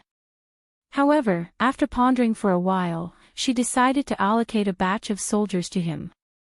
To be honest, these tractors weren't that important to Rinpoche. He was selling them at a loss. 50 tractors were only worth 10,000 taels of silver. It didn't matter to him whether the Protectorate of the Northeast could afford it or not. But at that time, he had an idea. They were putting on a show to ease the relationship between the imperial court and the people of the Yun nation. One shouldn't underestimate this show. After all, the people from the Yun nation were people from various families or chambers of commerce. Although they weren't as powerful as the martial artists in the underworld, they had a lot of influence among the people of the Yun nation. If he could change their views, he could influence many people in the Yun nation through them. This included the scholars of the Yun nation, who loved to criticize in private. Hong Xian's identity was very suitable. Firstly, she was Hong Wu's granddaughter and could be said to have a prominent status in Dayo. If she were to act in this scene, her influence and persuasiveness would be greater. Given her status, this wasn't just a warning to the people of the Yun nation, but it was also a warning to the Aboriginals. Secondly, she didn't have any official duties and was waiting to break through to the Cardinal Heaven level. Cardinal Heaven and Kismet Heaven were like heaven and earth. Their starting points were completely different. After she broke through to the Cardinal Heaven level, this matter no longer affected her. Thirdly, Hong Xian was a smart person. She had improved a lot over the past few years. The two of them had a conflict in the past, and she was willing to sacrifice a little face in exchange for easing the relationship between the two of them. At the very least, she would be doing him a favor. Also, there was the tractor. Just like that, over and over again, Rinpoche only mentioned it briefly, and the other party agreed. Both sides could be said to have hit it off. Although this scene was arranged by Rinpoche, there were still some things that exceeded his expectations. The show was over before the person he arranged was even on stage. According to his plan, Hong Xian would be more aggressive, infuriated, and escalated the matter. Then, a captain of the winged cavalry would step in. But as soon as the play started, someone stopped it. "What's the name of that winged cavalry warrior?" Rinpoche asked. "Your Highness, her name is Hua Qinghua. She was recruited by Her Majesty when he went to the 60,000 Mountains 3 years ago. She is now a lieutenant." Rinpoche nodded his head. Hua Qinghua was a pretty good name. Even though it messed up his acting, the way he handled things suited his taste. It would be a pity to put such a person in the winged cavalry. Also, the reaction of those winged cavalry warriors at that time was overflowing with murderous intent. They didn't back down in the face of Hong Wu's granddaughter and didn't give her any face. These people were very wild. They should have been recruited from the 60,000 Mountains later. And this Hua Qinghua seemed to have a high reputation among these people. He would find an opportunity to transfer these people over to his side. Rinpoche didn't feel the slightest bit of psychological pressure when it came to poaching his wife. The Empress had a big family business and didn't lack this bit of wool. After making the necessary preparations, Rinpoche left the palace with his attendants and went to Jingyang Street. The front of the 4S shop was packed with people. The 4S shop consisted of 5 storefronts connected together and was 20 meters wide. There were 2 glass doors, and the rest were all bright floor-to-ceiling glass. It could be said that one could see everything at a glance from the outside. Inside, there was a floor, a sofa, a bar counter, and a reception room. There was also a brand new tractor in the middle. Under the illumination of the lights, the tractor was shining in the middle. He didn't know what Rinpoche was thinking, but he felt a little uncomfortable every time he saw it. If the tractor in the middle was replaced with a sports car, the incongruity would probably disappear. Rinpoche walked through the crowd with Qin Yun's sword at his side to prevent assassination attempts. Although there weren't many people who dared to assassinate Rinpoche nowadays, it was still a precaution. Most of the people in the crowd were seeing Zhao Prince Consort for the first time, and they were secretly sizing him up. Rinpoche didn't care about their gazes and walked straight to the front. Someone set up a chair for him, and he turned to sit on it, facing the crowd. "Everyone, there are a total of 500 tractors this time, but there are some changes to the sales method," Rinpoche said faintly. Then, facing everyone's gaze, he continued, "This time, it will be an auction. The units will be batches of 5, 10, 15, 20, and the highest batch will be 30. After all, you didn't come from afar just to buy a tractor and go for a ride, right?" "You are right, Your Highness." The crowd didn't know what he meant, but they still answered. Renbachien was very satisfied. These people from the Yun nation were good at this point, and there wouldn't be an awkward silence. If it were the Aboriginals, it would be hard to say as there wouldn't even be a supporting character. Renbachien continued, "Each tractor will be sold at 200 taels of silver, and the highest bidder will win." There were actually 800 tractors this time. 300 of them were reserved for the Aboriginals, and these 500 were all prepared for the people from the Yun nation. These people were all rich, and he wasn't prepared to sell them at a loss. It wasn't good to change his mind, so he simply held an auction. As for how much they were willing to pay, that was their business. If they could really bid for each tractor at 200 taels of silver, what would be the point of giving them to them? Of course, this was impossible. Following Renbachien's words, everyone immediately understood. After all, the Yun nation also had auctions. "Zhao Prince Consort, are you going to auction here?" Everyone immediately understood what was going on. "Don't worry, everyone. I'm not here today to inform you of these things." Renbachien smiled. "Please inform us, Your Highness." "As far as I know, the Yun nation has tickets, right?" Renbachien asked faintly. Everyone looked at each other and wondered why Renbachien brought this up. Indeed, there are. Tickets were the banks on earth. After all, it was really troublesome for these merchants to carry a large amount of gold and silver for transactions. One had to know that large transactions could easily cost 10,000, 100,000, or even hundreds of thousands of taels of silver, which was really inconvenient to transport. The banks on Earth had been developed since the Ming dynasty, but the ticket banks in this world were still in their infancy. Many of them were operated by gold banks, and the capital was only a few 100,000 taels of silver. The main business was to deposit money and settle transactions in other places, but there was no interest in depositing money. Of course, the biggest problem was that the scale of these ticket banks was too small.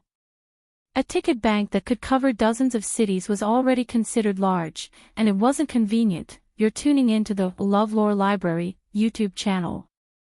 We're so grateful for your support, and don't forget to subscribe to join us on this incredible journey through captivating stories. Your generosity through donations truly makes a world of difference, as it's the primary source of revenue that allows me to expand and enhance this channel for you. Thank you from the bottom of my heart for being a part of this adventure.